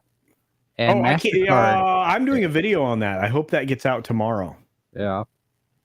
So I'm not. I don't want to dive into it because it'll undermine Visa payment processing. Yeah. Shush. Okay. You will appreciate the video. Tomorrow. Yeah, I'll watch it. No, absolutely. I can't tell. But Jason wants to clear your palate before you leave VR, so I'm going to let him. There you go. There you go. Side move. Yeah. Ben Affleck married J-Lo instead. That's all I have to say. What do you mean instead? He's 30 years older than Ana I was going de to say he had a chance. He did. When? Oh, you don't know the backstory behind the film they did together. Ana de Armas was 2 when he was plowing J-Lo at first. Had to have been. Yeah, exactly. You're welcome. Thank you, Jason. VR, do your outro and tell everybody that you're just slightly less awesome than me. Somebody left. I'm doing an outro. Just say something. God. I am slightly less awesome than Culture. That's not true. You're awesome, dude. You just told me to say that. Yeah, but you don't do that. I was promoting. Bye, Valiant. See you, Tom. Good to see you, Snow Dub. Tuck and roll. Hey, wait, I don't think we have a tuck and roll clip. Let me see. Is there something we could roll them out with? I've got one here. Roll out on this. Never gonna to give you up. Never gonna let you down. Never gonna run around. And first, you never gonna make you cry. Never gonna say goodbye. Never gonna tell a lie. You There you go. Screw you guys. I'm going home. There you go. Now, Snowdub was going to talk about Rocky. Yeah, he was. Go, Snowdub. It's your birthday. Get busy. Pow! Okay, so I love Rocky and I love Sylvester Stallone. I loved the last Rambo. It played close to home with me and Culture. We live in that neck of the woods. Yeah. That movie went down, and it is true Yep. that character tends to portray some things and shine light on stuff people don't want to talk about. And then it got shot down politically, even though it was still a really good movie. But that said, you think of Rocky, you think synonymous of Sylvester Stallone. I don't care who this guy thinks he is, this producer, but Mr. Stallone has every right and every reason to be upset about this. And the fact that they're trying to make a Drago movie spinoff now is just pathetic, because you don't go to watch a Rocky movie, Drago title or not, without seeing Rocky in it. So this movie will not do as well as the other Rocky movies. I can guarantee you that. They guaranteed I won't go see Creed 3 now, and I loved Creed 2. Right. I'm upset by this. The timing of this is interesting too, given what's going on in Ukraine. I mean, Drago as a focus character for a story, right in the middle of everything that's going on with Russia. I mean, yeah, I know, that's funny too. On top of it all, you're right. It's like, who greenlit this? Well, I mean, logically, it makes sense if you've seen the second film in the Creed series, but it doesn't make sense with Rocky in there somehow. And what are they going to do? Kill him off screen in between films? If they do that, that is unforgivable. Yeah. Somehow the Emperor returned. Yeah, I'm sick and tired of the Emperor returning, kids. I'm just going to say that right now. I'm curious about Samaritan. Have you seen the promo for that? Have you seen the trailer for that? I keep hearing good things about it. I may have seen the promo. It's his superhero retired story. Superhero comes out of VR. Okay, all right. VR wins. Excuse me, not VR. Excuse me, Paulie. Hang on. You keep going, Jason. I'm sorry. I was just saying. This is. I think this is Amazon in August. I think is when this is coming out. We reported on this on Saturday. The new trailer's out, and he's a retired superhero, and this kid figures out his secret, and Samaritan is the alter ego, and is like, no, Samaritan died 25 years ago, and the kid's like, well, why are you afraid of who you are, type of thing, and it looks really interesting, but just the idea of Sylvester Stallone playing a super powered person is just. I love that idea. Speaking of loving that idea, this is courtesy of our good friend, Paulie, who decided not to join the stream today. This is a better picture of Anna Darmus. Sorry, I dig it. Yeah, I wouldn't kick it out of bed. Here's the weird thing, right? And I mean, this is the weird thing about it all. Again, Ben picked Jen, so Playboy needs to take notes. You're acting like Ben had a chance with her. Well, I mean, Ben also has an alcohol problem, so maybe I'm sure they nailed each other, but that doesn't mean he's boyfriend material. I mean, like you said, he's old enough to be her dad. They were out and about together a lot, kids. I'm just saying. Again, doesn't he have like 4 kids with Jennifer Garner too? I mean, yes. Like, isn't that still a part of the picture? Can I ask a question? What You're going to anyway. She is a talented actress, B, a smart lady, and C, smoking hot. What happened after? So he went and got. I think it was the booze that. Yeah, but he went to rehab on Instagram too. He went to rehab. They looked like they were going to. Yeah, I've heard she's kind of a little difficult to deal with, though, too. Yeah, but then he goes to J-Lo. I can't assume J-Lo is any easier to deal with, all things considered. She's been kind of laying J-Lo, hasn't she? Hey! She hasn't done much lately. Kristen Huerta is here saying, I'm done playing monkey in the middle. Y'all, SMFH. I don't know what that means, but that's fine. Yeah. I'm just trying to kick it. Well, thank you for being here. J-Lo had that god awful Mary movie that came out later this week. That's probably in my top 3 worst so far this year. And Oh, she did actually been doing How many? movies How lately? many? I haven't. So we'll do this again. How many films? As of the one I did like right before I came on here, I think Right. I'm up to 68 that have been released in 2022. So that doesn't even count like all the other old retro movies that I've All the watched. other so far films you this year, watched. yeah. So I have to say, so now you have all those reviews released, right? That people can go and. Yeah, they're all on societyreviews.com. Like I said, this month I've probably done maybe 23 so far this year. Like this month, I should say. So yeah, 23 this month, with one more, at least 3 more left this week that I can think of. So. Oh, thank you. Yeah, shaking my head. All right. Well, I Yeah, you appreciate didn't know everybody that? being here. So, well, no, I just didn't put it all together. Look, I'm trying to run a show, Your handle mom super dresses you chats, funny.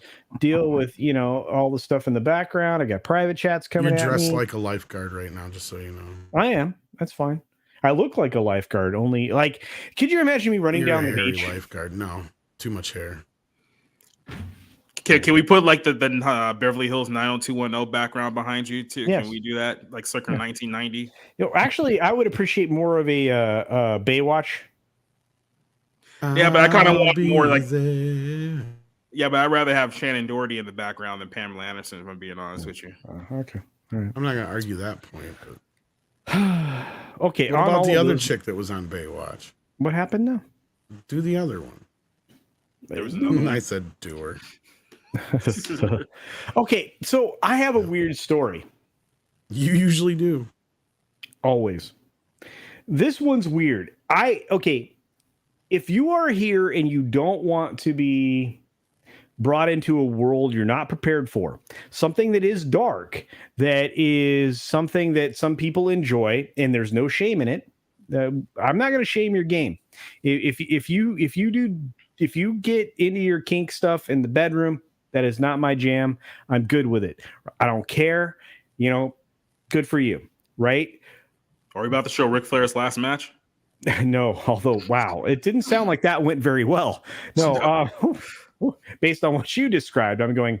It sounded like he was dead before he left the ring. But anyway, all right.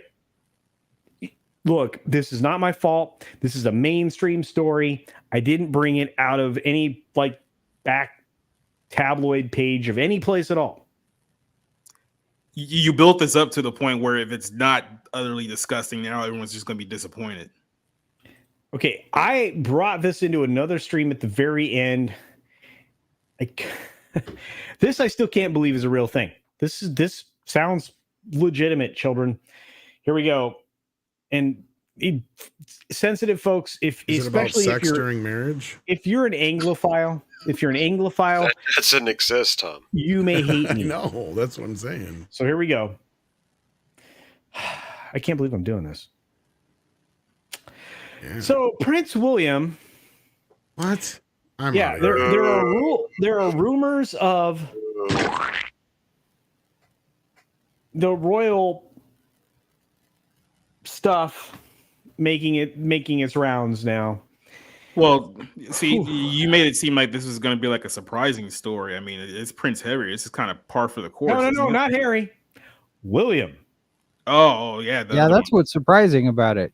This is family man married to smoking hot Kate, 3 kids. Okay, so anyway, so the latest Twitter trend. His head, just go all in, man. Don't try the comb over thing. I don't think the When comb did over I get works. to the National just Enquirer? shave it. I mean, it Right. literally looks going to look no different if he just shaves it off. Like, why is he? Let it go. Let it go, brother. Yeah. Anyway, so he's come under scrutiny for the latest rumors surfacing on the internet. The royals once again in the spotlight for a cheating scandal. Now, mind you, there are other news sources reporting this that Kate is aware of the infidelity and does not care. That sounds about pretty much par for the course for any Okay. rich person with status. So I'm going to keep going. Recently, an online publication called Deux Moy, okay, claimed that one of the royals is back at cheating again. This comes as members of the high society share details that are not so flattering. Not so flattering. According to the publication, one of the royals has been satisfying their habits anywhere but their marriage. And the information allegedly surfaced at a media party. Not someplace you want this to come about. Thus far, social media didn't take long to realize that this might be the person that we're talking about. The assumption doesn't come as a reach, as this has been happening before. Right now, the source claims that this particular prince has been fulfilling his opportunities elsewhere, and this recent rumor claims that he wants to do some stuff that the current young lady that will be queen one day is too old school to do. So, but she's okay. She's okay with the jam, and yeah. So the too long didn't read version is that Prince William is a deviant, and apparently his wife is too much of a proper lady to give him the good old fashioned jam and the bam bam with a plastic thingamajigger that he enjoys on his free time. So he just lets other women do it. So somehow I thought we were going to lose viewers. We increased by 2.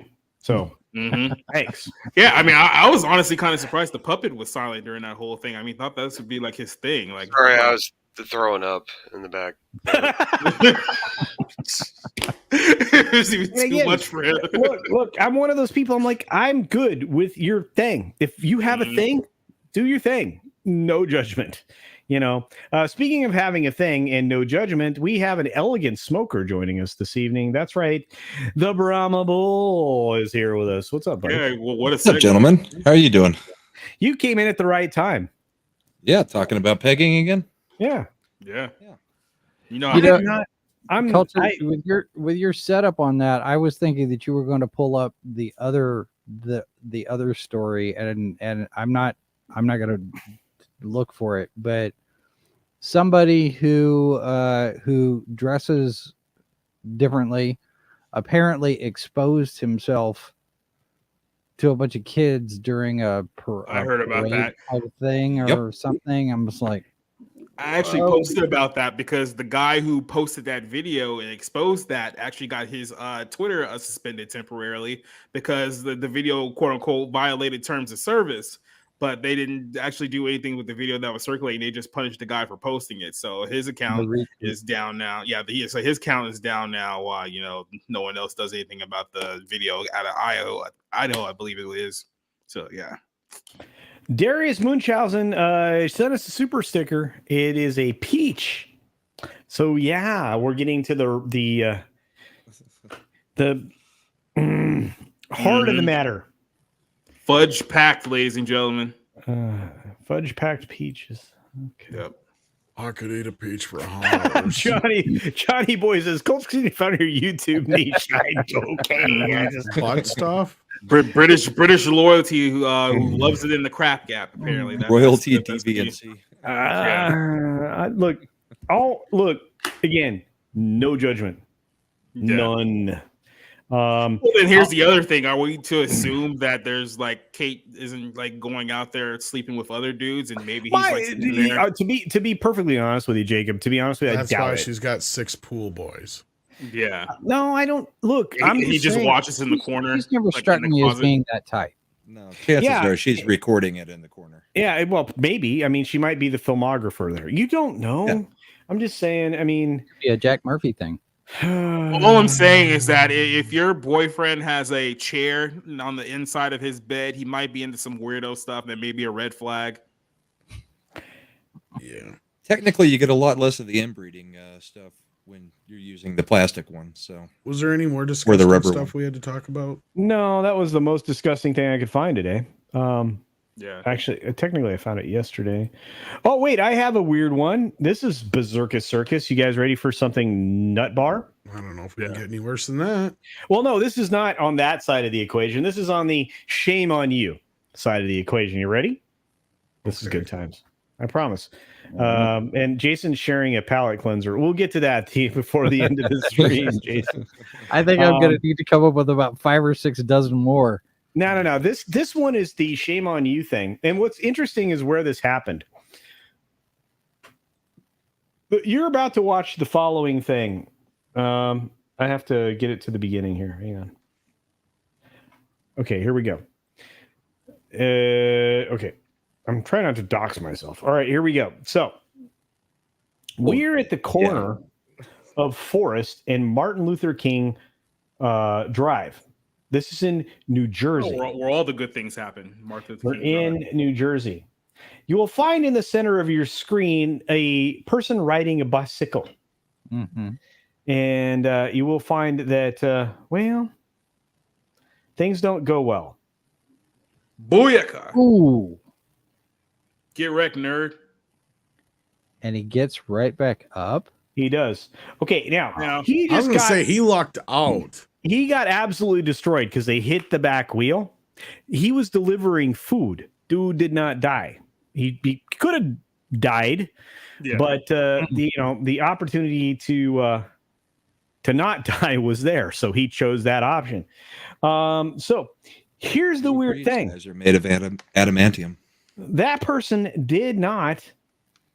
The person that hit him did not stop at all. Mm-hmm.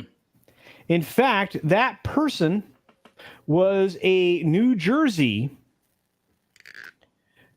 A New Jersey politician named Amy. Isn't this like par for the course for politicians, though? Named Amy DeGeis. Now, I shared this on my Don't Twitter. you have to do this to like get into some kind of special club for politicians? Wouldn't it be just absolutely hilarious if she was like playing the Sopranos theme as she like drove into him and like smacked him in? All I know is that I shared this on my social media, and I think people were not prepared for this. But anyway, Amy DeGeis was the person driving and ran over this Uber Eats cyclist. She did not slow down. I don't know if you noticed that. Mm-hmm. So it is basically a hit and run. Now, there's one thing about the video that because it's actually both people are at fault here. Because if you notice, if you go back and play the video, it is a red guy and the cyclist visually ran a red light, like just ran like it wasn't even there. So he got clean. He got his clock cleaned by the driver who hit the guy. It's like, I won't stop. I'll just keep going because I got stuff to do. Did he run a red light though? Because I thought he was stopped for a bit there, and then he pulled out. It depends on if it was 4 different directions. Because the direction he's going, the opposite light you can see is definitely red, which would typically be the one that he's going across to is red as well. Well, can we see the one that was going the other direction? We can watch it again. I mean, I'll go back to full screen. Hang on a second. Yeah. All right, so we'll watch it again. You be the judge. I think isn't that what that show used to say? You be the judge. Okay, here we go. All right, we're back. Uber Eats right next to Forest. It's a red light. Yeah. Okay, so it's a red light going his way. Can't see this one up here.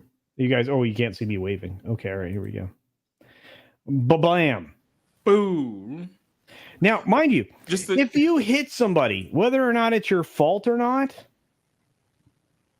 you have to at least stop, right? You're supposed to stop. I was going to say that was going to be my next point. Was even if he was technically at fault, doesn't matter once you kept going. What's amazing is Can I make a slight request? I don't know if we have any like really good editors out there. I don't know how fast you guys can work, but if there's anyone who can take this video and add the Sonic losing his ring sound effect as he's getting hit and send that to us before the show's over, that would be very much appreciated. Yeah, actually, you could add this one too. I can't do that, but I got this one. Oh. Yeah. So beyond that, look, we have to admit, right? Fault, no fault. You hit somebody on a bike, in a car, what's your job? Well, yeah, because make sure they're okay. Call the police. Get medical help. Jesus Christ. Step out of the car, make sure my car isn't damaged. And See, that's the difference between an insurance agent and you.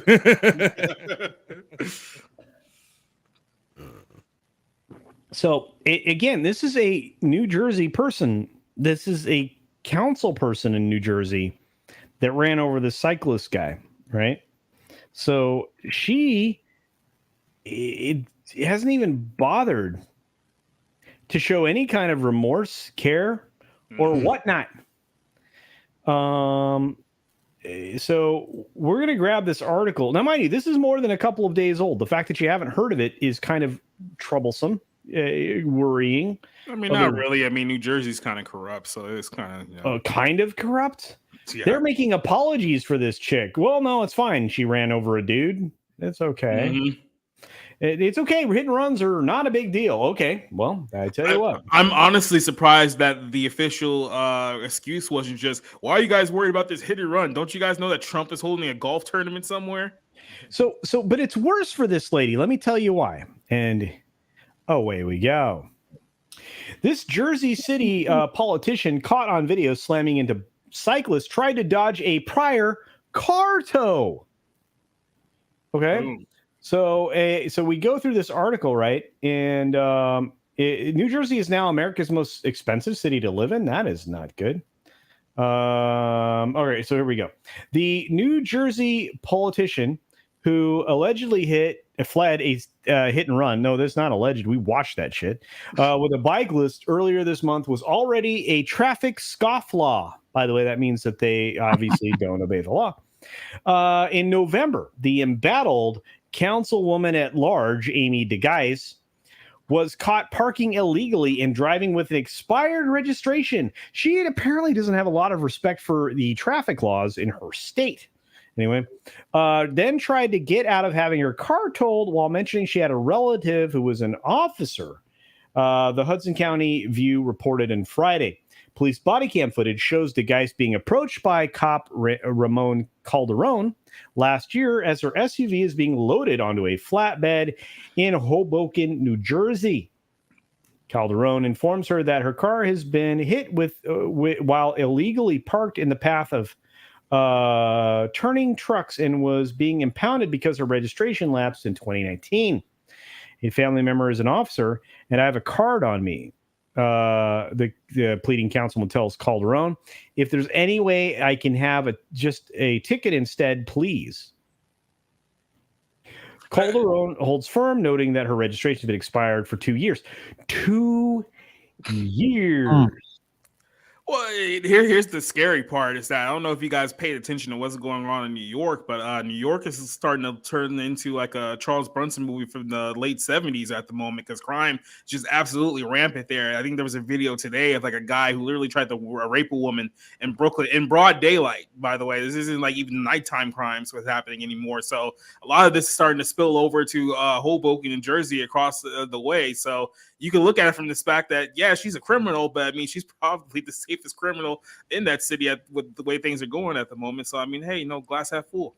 But it's weird because, again, she's like, she doesn't stop, by the way, there. I'm just, Jacob, seriously. Well, like I said, if you lived in Hoboken, you probably wouldn't stop either. I mean, you're probably taking a risk getting out of your car in that neighborhood too. It's true, but she's telling this officer that right, he explains it's been unregistered since 2019. It has to remain impounded. And she comes back with, I was endorsed by the police in Jersey City. I'm a councilwoman. Of course, the cop doing what the cop is supposed to do didn't budge. And so the guy's named someone in the mayor's office.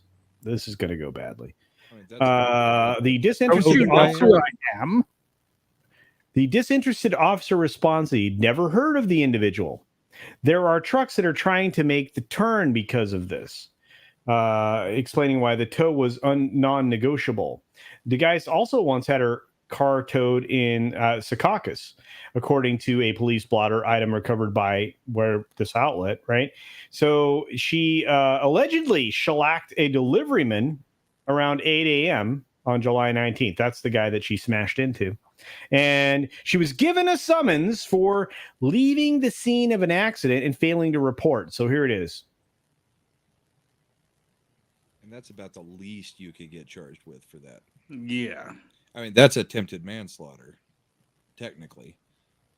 And all you get is leaving the scene of an accident.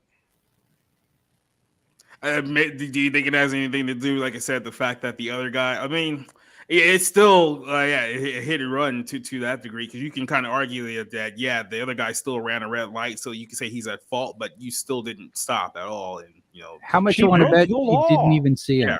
How much you want to bet? She just kathunk. What was that? I wasn't even paying attention. She's probably on the phone. She on her cell phone and just thought she hit a bump and just kept going. Yep. Yeah, and the thing is, it's like that's leaving the scene of an accident. In some states, I think in most states, isn't that a felony, Brom? I'm not sure that it is.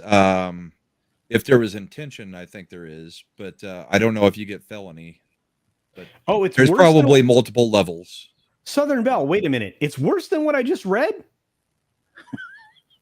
Well, if she's been driving on a suspended license for 3 years, I'm going to assume that's not the first crime she's ever committed. Well, and we can also make another assumption because the article doesn't say which party she's part of. Oh, no, they do. That article didn't. And we she read is. The whole thing, didn't we? And yeah, no, you already kind of tell from that tweet. Yeah, you are. Well, yeah, the tweet does. The article doesn't, though. Yeah, Bush says it's 100% a felony.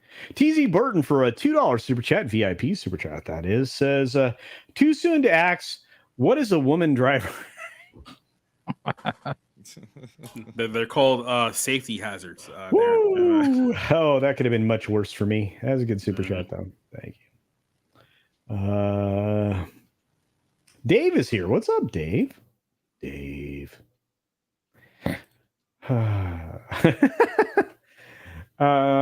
Look, yeah, her tags expired in 2019. Yeah, we were just talking about that.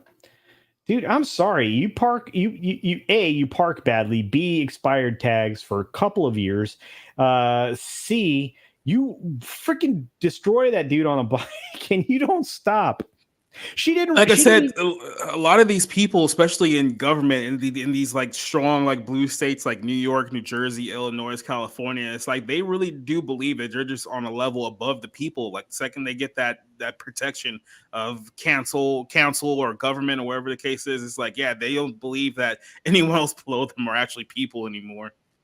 Well, and that's the problem. It's like, take damage, pleb. But if Mr. CCDV, good to see you, brother, for $2 says the cyclist light was yellow. Look again. I believe you. More people have said that now.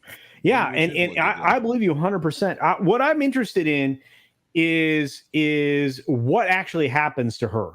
Because I promise you, any one of us who did something like this, we'd be perp walked into in the pictures and the whole nine. It would be unfun for us. She's not experiencing the unfun. She should be experiencing the same unfun that anybody else would. You know what I mean? Yeah. I mean, yeah, but like I said, she's a Democrat in New Jersey, so they're going to do whatever they can to sweep this under the rug. I mean, with the way the news cycle moves, if no one's talking about this in 3 days, then pretty much nothing will happen to her, and then she'll go hitting somebody else. Yeah. Whoa, and this is the problem, Clay Thomason. Worst of all, she likes pineapple on pizza. Well, that solves the whole thing. To be honest with you. Guilty automatically. That's a problem. Oh, wow. Bush says she's above the law.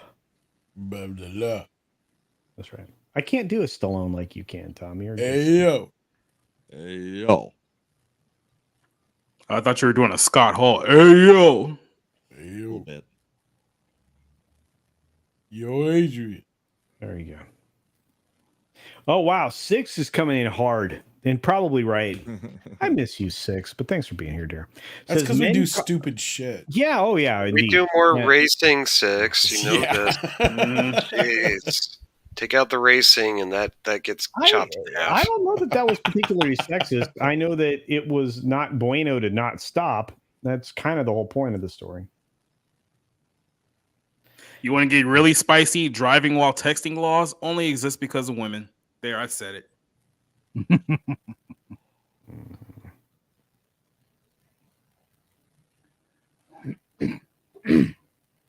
Name one time I've been wrong. Have you made some film predictions that may not necessarily have been it doesn't. I don't care. I don't want to name that. Why are you giving me hard quizzes? I don't. Brain hurts too much. Yeah, it's like we got goofy junk going on in the world. Yeah. I like all you people. That's the great thing about it all. And actually, I think the insurance rates have been leveling out to bring women back in line with the men, because younger women have now gotten just as dangerous as men used to be in the 50s and 60s on up, when men had higher rates at the 18 to 25 age because of racing and things, or drinking and driving. Especially back when there was, you could drink at 18. But now that we have the texting and everything, women have kind of caught up, and the rates are starting to slide back to where it's almost even. I can't tell you how many times I see a little, millennial chick driving next to me, going down the lane with her face buried in her phone on auto drive. Right. I mean, it happens way more often than I'd like to admit. It's just about anybody anymore. I see all the time. Idiots on the phone, not paying attention. Six is like, yeah, bring those women back in line, Especially probable. Yeah. Talking about Deej. insurance. Yeah. Sorry, I got excited. Deej is here. I haven't seen Deej in a minute. Yeah, I think he's done farming for the year, so he's back around again. Oh, okay, good. Namor is packing. Just saying. Oh, really? Well, there's only Yeah, one you know who's going to point that out to us? The shadow and everything. Hmm? I mean, who's the best at pointing out? Oh my God, the cock. Yeah, this man here, he can find it. Oh, good Lord. He can. Hey, so I'm Subscribe. Look, this is still one of my favorite clips ever. This is why Az is so unhappy nowadays. This lady right here. What the? Absolutely destroyed his life. So we did confirm that this is in fact a lady, right? Oh no, that's Dana. That's Dana Schwartz. Yeah, she is. Oh, that's a sad moment. Okay, making sure. I need a little. Oh, and yeah, I'm just saying. I mean, of course, we also have this, which is Thor loving ponies or unicorns. Wow. Is this the next sequel? Friendship is magic. Yeah. Wow. And see, this was the moment that everything was going the right direction, and then things went very, very wrong. Right. Yeah. I heard about that. As badly behaved as she is, I mean, she's not bad looking. But... No. And now that she's based in California, she gets a little bit more sun. Yeah, she's less something else. Yeah. Okay. Yeah. So we're gonna wrap it because I'm out of things to talk about. Unless somebody else has a story they want to slap on the table. I mean, I just threw one in the private chat, but we can just ignore that one. That's fine. That's cool. Oh, you whipped something out? Mm-hmm. Well, I can whip mine out if you want. I don't mind talking about it either. Whoa. Is that a no or? Well, I mean, if it's plastic, then I think Prince William might want to have a conversation with you. So, okay, you know what? Let's do this on the way out the door. We got one more for you. This is courtesy of our friends at Bounding Into Comics, and the man himself. Yeah, is bringing it here. Wait, do you want to bring it up? You want me to bring it up? What do you want to do? I can bring it up because it's a lot easier to control if I do it like this. Yeah, you control it. All right, here we go, kids. Oh man, you it's all in white, and there's going to be like a CAPTCHA thing there forever and ads. Well, it's in white, so that it's actually a little bit of reflection on there, but that's a different story for another day. So actress Sydney Sweeney. So we actually went with the headline here about her wanting to have a family and wanting to be a young mom and all that, but there ended up being a bigger story buried deep into this one. So I'm playing this for two reasons. One, just so I can have more pictures of the good-looking women on the screen. I think that's what most people care about. But on the other side, there was a story about how 24-year-old Sydney Sweeney, who is on the awful HBO show Euphoria, if you've ever seen that one, is basically Degrassi with dicks. And the writing's terrible, but then again, you can argue Degrassi's writing is terrible too. Besides that, she's talking about the fact that, she wants to be a young mom, but she worries that she doesn't have enough money. Now, you think that this is an actress who's on a very, very popular show, who's nominated for 2 Emmys, by the way, would have a little money to spend that she could, take some time and advocate if she wanted to. But then she goes on to discuss her finances. And she goes on to say that if I wanted to take a 6-month break, I don't have the income to cover that. I don't have someone supporting me. I don't have anyone I could turn to pay my bills or call for help. And you go, well, that's kind of weird. I thought you were making a little bit more than that. Well, she goes on to explain that they don't pay actors the way that they used to. With streamers, you no longer get residual checks. She explained. The established stars still get paid. This is what she said. The established stars still get paid, but I have to give 5% to my lawyer, 10% to my agent, 3% or something like that to my business manager, and I have to pay my publicist every month. That's more than my mortgage for my $3 million LA home, she detailed.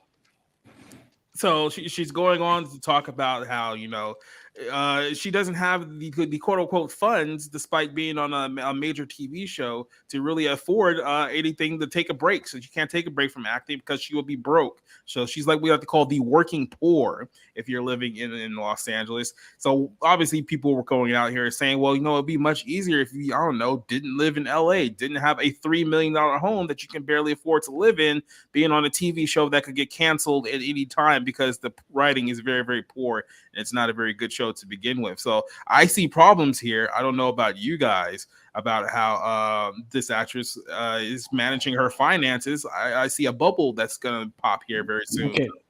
No. So there's this, look, so let me just say this. In LA, a $3 million house is not exactly rocking it. But at the same time, there are opportunities to live more inexpensively, I would imagine. Mm-hmm. Yeah, I mean, Orange County is not that much worse off, and it's still relatively close. I mean, compared to like what you're gonna pay in like the Palisades or like that's somewhere like in the North LA Hills. I mean, you can also just completely like move out of California like altogether if you want to do that. I mean, Arizona, Nevada is much cheaper, and you got to deal with a little bit of heat. But I mean, it's much better than the pain of paying for a $3 million mortgage, which is probably what $17,000 a month.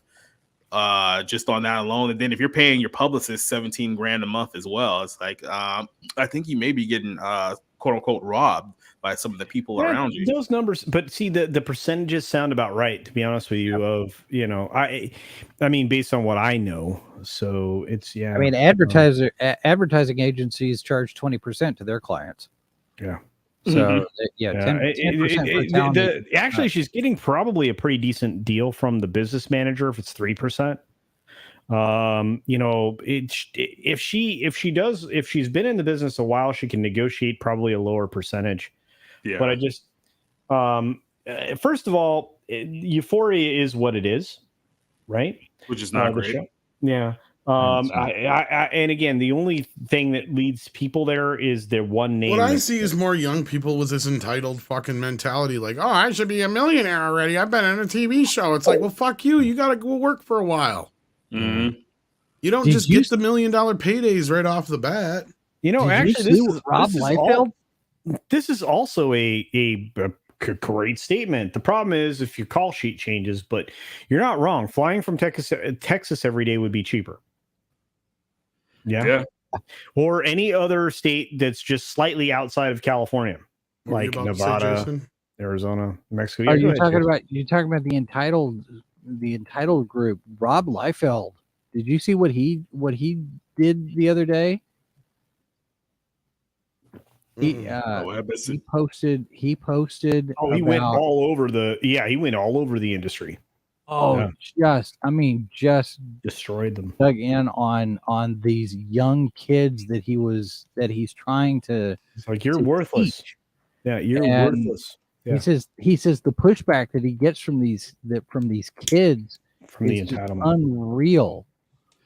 Yeah, the younger group is a very, very entitled group, and I come from someone who's considered a slightly older millennial. But yeah, I have no idea what happened with my generation. I thought we had a somewhat decent childhood. Then, like the last 10 years, everything just kind of went straight to hell. So, I will say maybe I missed something, but there is a story within this story is kind of how we got to here. But I will say, it is kind of respectable that she wants to be, she wants to be a mother. she's, interested in doing that rather than working on her career and, doing what many Then move out of LA. having, Yeah. Well, yeah, exactly. I mean, there are options, but at least she's also looking and saying, can't do this right now the way I'm living right now. So at least she's looking at the things beforehand rather than getting into the mess and then doing what so many other actresses do, where it's, I can't have this baby right now. It'll throw off my oh shoot. career. Yeah, I'm sorry that I put the comment over you, brother, while you were talking. I apologize for that. But Blah Oh, that's Olmeyer no was problem. saying something that's completely accurate. If you want to live in LA proper, somewhere close to where you're working studio wise, you are spending $2.5 to $3 million on a mansion. That's not actually far fetched.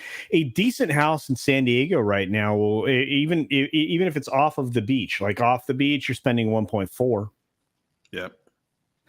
And so it's just, and again, these are not mansions, kids. These are regular standard 1,800, 1,700 square foot, 3-bedroom, 2-bathroom homes. Like a $3 million home in California is completely different from a $300 million home for like a state like Georgia or Tennessee. Let's just put it that way. I get it. It's like the equivalent of like a $300,000 home just about anywhere else. That part I understand, but yeah. So what she's essentially outlining is one of the biggest problems right now with the industry.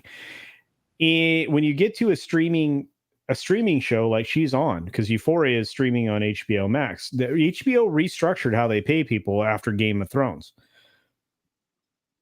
I wish VR was here, but what's happened is exactly this kind of thing. If you are not a top tier star or considered like a primary cast member lead, you are that second tier people. You're still, above the line, but at the same time, you're not being paid any money on the back end. So every check you get for the season that you're in, that has to be like lined up for your future. And most of these young folks, and this is how I'm going to talk about it, don't know how to budget that over time.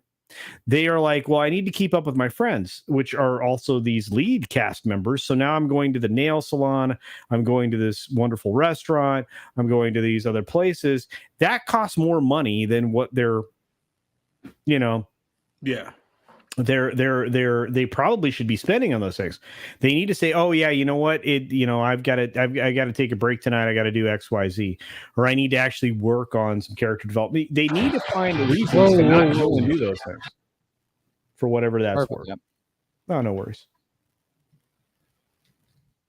Yeah, and then somebody also brought up a point too that houses in the South are going up, and I can definitely tell you that they are. A lot of it has to do with just the crazy housing market where people are just like people are bidding up. relocating.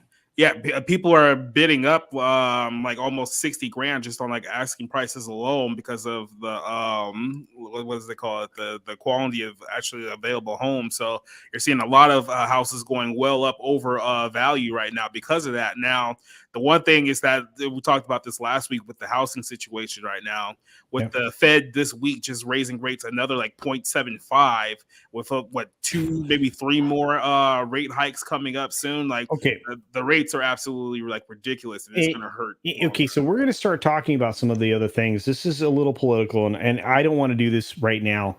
I did a little bit this morning on the Sunday Culture Review. I'll do a little bit more from time to time. You have these large entities, these equity groups, these funds. Like, I'm going to say one thing I can get away with, which is BlackRock. There are many others that are heavily investing in real estate in the United States. They are trying to leverage that right now and get into the point of being ownership landlord situation because of their investments in China about to collapse. 70% of China's economy is based on the financial services and real estate. That's 70% of their economy. They're in the process of having that collapse around them to the tune of $9 trillion. There's $7 trillion of that is in China. Just alone this year, if it's either BlackRock or Vanguard. I think it's BlackRock. They lost $1.7 trillion in China. Did you hear that? That's T. Yeah. T trillion. That's not B. That's T. T. So crazy. They're putting massive amounts of money into communities that are going to be desirable places to live, because people are moving away from urban centers because they're cesspools because of the politics and everything surrounding them. Yep. So this is a very weird thing, and Tina Guzman hits on it, and it, like I said, you're going to see more. It's You will not going to own be nothing good and be happy. Yeah, well, that's the ultimate goal, but at the same time, it serves the purpose of picking up what they're way over leveraged in China. I'm sorry, all of these funds are, but I can't really talk about it in length here or in breadth. Yeah. A, it's not what this channel's about, but B, YouTube hates what I just said.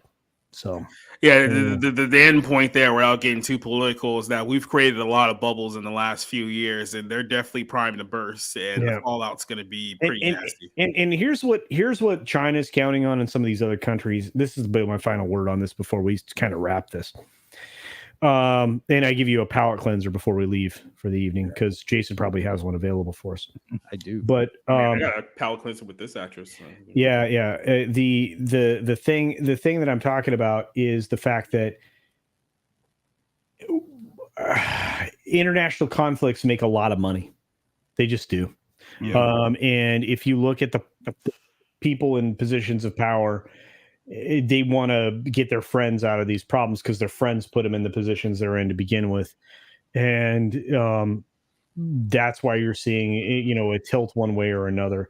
There are countries in this world globally that need conflict so that they can recover financially from where they put themselves.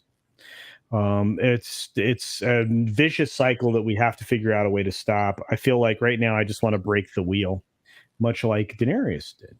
But it's funny that you mentioned, the position that China's in because of how much they've bought up in Africa. Yeah. Yeah. That's just a crazy situation. Well, what's even worse is, consider this. I mean, China has purchased almost all of the port space on 2 continents at this point. And if they didn't outright purchase this, what they did is they paid, they financed the redevelopment of those port spaces to expand them and make them better. And they are holding those countries to account. I don't want to get into any of that. That's not what this channel's about. You guys are killing it. And the question from TZ Burton is pertinent. Oops, I clicked on the wrong thing. Well, here, I got a better photo for you guys. Culture, could you enlarge that photo? Oh, well, that works. That's her. Yep. Speaking of which, did anybody ever want a Barbie movie? No. It's not a sequel. It's not a reboot. It's not a remake. Speaking of reboot, thank you for the palate cleanser, everybody. There you go. Ladies and gentlemen, Maxim Magazine's sexiest woman alive, Paige Renee Spiranek. She plays golf. Golfer. What is this channel about? For me, it's about an analysis of entertainment from the business side of things. And it's also a place where I just want everybody to have a good time and have fun and realize that there are good things in the world, and I will try to bring those to you. And there are bad things in the world, and I want to tell you why they're bad and why they're bad for business. I guess that's what this channel is all about. Did I state that very well? Did that work for everybody? I was still looking at the palate cleanser, so I didn't hear a word you said. Okay. I'm sorry. Jacob brought up a palate cleanser I can't put on the screen, but I would love to. Here's the next stage of all of that I'm going to do. I'm going to let each one of you say goodbye to everybody. I'm going to start with the man that runs YouTube, the command center of everything that all of us here in our little sphere of entities does. First, huh? Yeah, there it is. Well, no, I'm not kicking you out. You can be here, my brother. But tell everybody what you're about, where you're from, and what you do, because it is awesome. Okay, yes, we are Sci-Fi For Me TV. There is a channel here on YouTube. We've also got a Sci-Fi For Me TV.2 for all of the replay stuff. Cool. And we have been covering science fiction, fantasy, horror since 2009. And it's basically, we've got about 7 shows I produce here for the channel, but we've also got Am I hearing something? What am I hearing? You're good. Keep going. Okay. Now, yeah, we produce those. We've also got the .com where we post book reviews, movie reviews, and news articles over there. But yeah, it's a labor of love at this point. We don't make any money, but we've lost. YouTube has taken away some more subscribers. We're down to 2095 again. Oh boy. I don't know. Shenanigans. I call shenanigans on Me too. on YouTube. Me too. We went a whole week over 2,100, and then they're all gone. Well, you'll make friends again. You're very good and very talented. So, guys, everybody subscribe to this and everywhere they are. You guys are 10 platforms, ladies and gentlemen, that they go to. 10 platforms. All the alt tech channels. Right? You know, the twisty mustache twirling. Mwahaha channel. That's like credits on a Lord of the Rings movie. I know. Well, or well, it was easier than running through the list all the time. I was like, here's the list. If you're interested, just hit pause and screen grab it or something. That way I'm not having to go through it all the time. Well, thank you so much. I love it when you bring stories to the table, Jason, and I love when you're here. So, yeah, we had some weird ones indeed. And speaking of listing, Jolly from Snowdub, what's up, brother? Oh, hey, yeah, no, come on down to Jolly's Brothel. Like I said, we're having legless prostitutes. They'll be half off. Tell them Jolly sent you. Promo code helicopter. That's one of my favorite maneuvers that they pull. Yeah, the helicopter. I recommend it. But yeah, come on by and oh wait. Oh yeah, and I got a show every Saturday night called the Cotton Council. Lots of crazy puppets doing crazy shit, and we're trying to figure out where my stuff went. One of our other puppets stole it all, so we're trying to figure that out. We got a mystery that we're dealing with right now, folks. So tune in and see if we can find out who the culprit is. I believe next week's guest is possibly Sparking, the Sparking guy. Do you know him? Yeah, he's great. You're gonna love Scotty. All right, I guess he's. Yeah, we tolerate him. He's one of the balds. He's one of the balds. Yeah, we got Drunk 3PO coming on down the line as well. So even Ryan Kinnell might come on and box it out with the Muppets and Puppets because you know how he is with Elmo. So, but yeah, subscribe to Snowdub and shit. All right. Thanks, man. You're always great. I love my cotton brethren. Speaking of loving cotton brethren, wow. This guy smokes so elegantly. You wonder if he actually wears panties. It's Brahma Bull.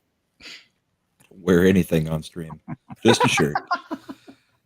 Yeah, I've got a channel. I'm sorry about the mic issues tonight, guys. I know chat mentioned it a couple times, and we mentioned it in private chat. Not sure what's going on, but yeah, I'll probably go live here in a few minutes and play a couple hours of Symphony of the Night, Castlevania. Sweet. Sounds fun. I hit 200 subscribers a couple days ago, so that's go, great. girl. And we're moving on. And you can catch me on Yelling at Park Cars tomorrow night with Culture. So. That's true. Yeah, we might even be able to drag Tom in there yelling and screaming.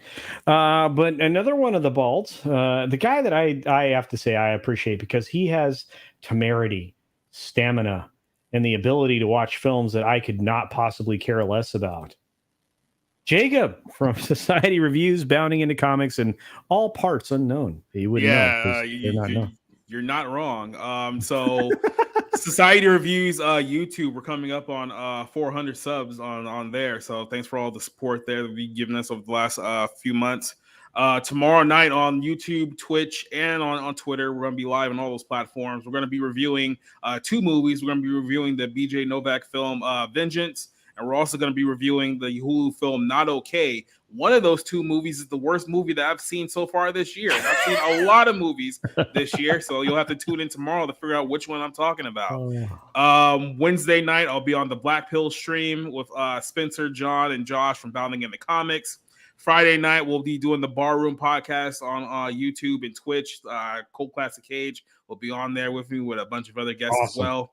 Saturday night, we're going to be on Twitch exclusive. We're going to be doing movie night on Society Reviews, and we're going to be reviewing the 1985 film Tough Turf with James Spader and Robert Downey Jr. So that should be a fun one coming up next Saturday night.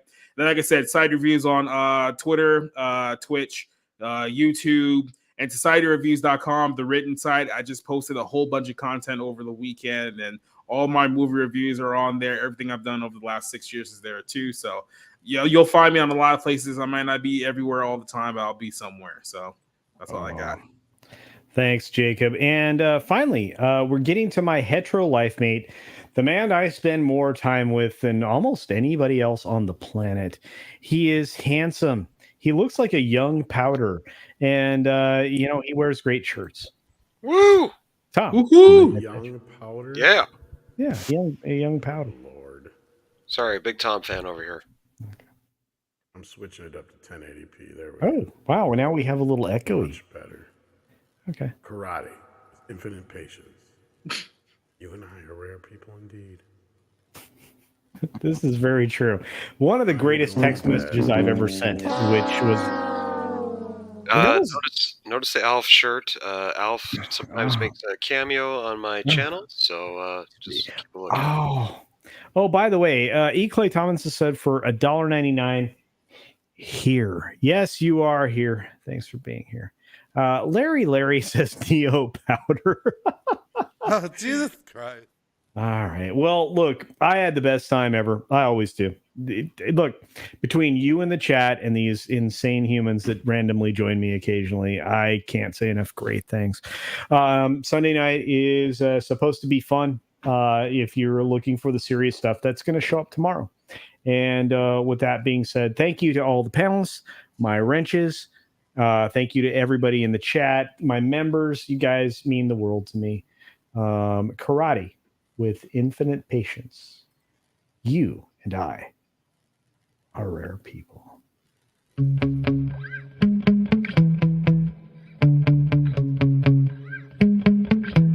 Yeah. Sometimes I get so mad, there's no controlling me. My thoughts get so bad, I'm like, I might grab a bat, I don't know. My wrath, my blood boils over like, oh God, here goes. I lost all feeling from my head to my toes. You said some shit that I can't let go, so just stay tuned for the rest of the show. So have you ever felt betrayed? Switches how you see things, realize something needs change.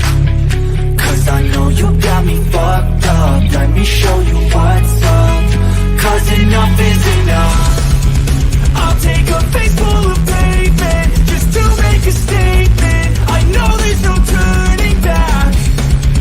Oh God, adrenaline wasted, so mad I can taste it. I know there's no turning back. I'll do what it takes, I ain't making mistakes like that. I'll put it on your face just to make you go take it back. I'll lose my shit, I go crazy when I'm mad. And now you go wish you would shut the fuck up real bad.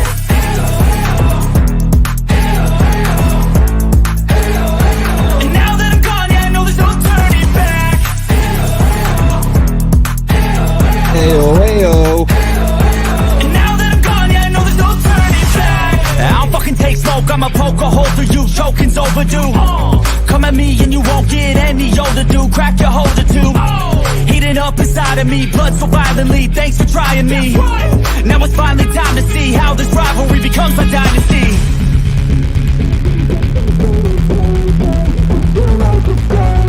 I know there's no turning back. Oh God, adrenaline wasted, so mad I can taste it. I know there's no turning back. I'll do what it takes, I ain't making mistakes like that. I'll put it on your face just to make you go take it back.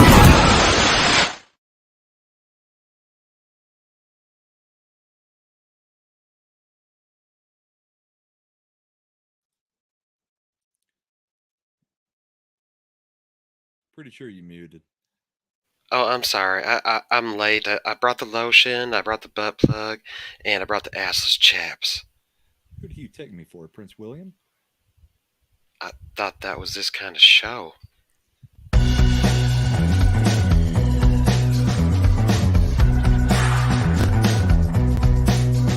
too fast.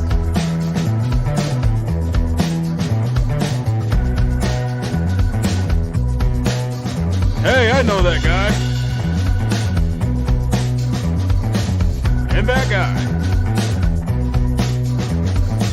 That guy blocked me on Twitter.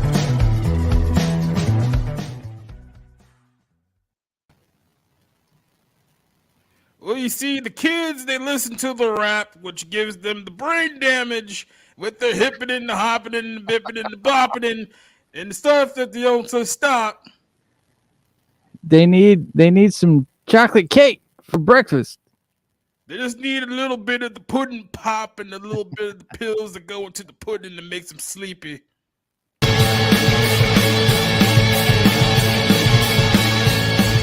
Neighbors bothering you with their loud music? You know who else in there? Your boss or coworker harassing you? Wait, what? Who said that? Maybe you have a roommate who cries in their sleep. Bully Mays here with a solution that proves every problem has a mortality rate. Introducing Shank Crate, your all-in-one monthly subscription box that can take care of those in-your-face issues. Each box contains new and unique materials for you to build your very own custom shank. Oh my gosh. And for your protection, the contents of each box are totally secret until you receive it. And not only does it create solutions, it also serves as a creative outlet, like an adult form of Lego. Oh, yeah. Right? That is a literal knife's edge. Maybe you, like some of our other customers, have questions.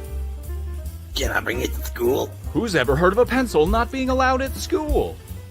Can you store it in a pocket? Absolutely. What if you don't, have any pockets? Your discretion. Whether you're conscientious about the earth or just not opposed to being a good steward of the environment, each Shank Crate and its contents are made of 100% recycled materials to make sure we're environmentally friendly. And if you order now, we'll be extra sensitive to the environment and keep all the original fingerprints on the items for your convenience. All for the low cost of $19.99 a month. Call 626-831-9333 to get your Shank Crate today. If you call now and secure your monthly subscription for only $19.99, you'll get your very own alibi insurance for those slightly stickier situations. But wait again, there's even more. To be inclusive, culturally respectful, and as patriotic as possible, each monthly box is themed after a unique prison in the US of A. So call 626-831-9333 now to get your very own unique, patriotic, and environmentally friendly Shank Crate with your own personal alibi insurance. Bill Bosman sold separately.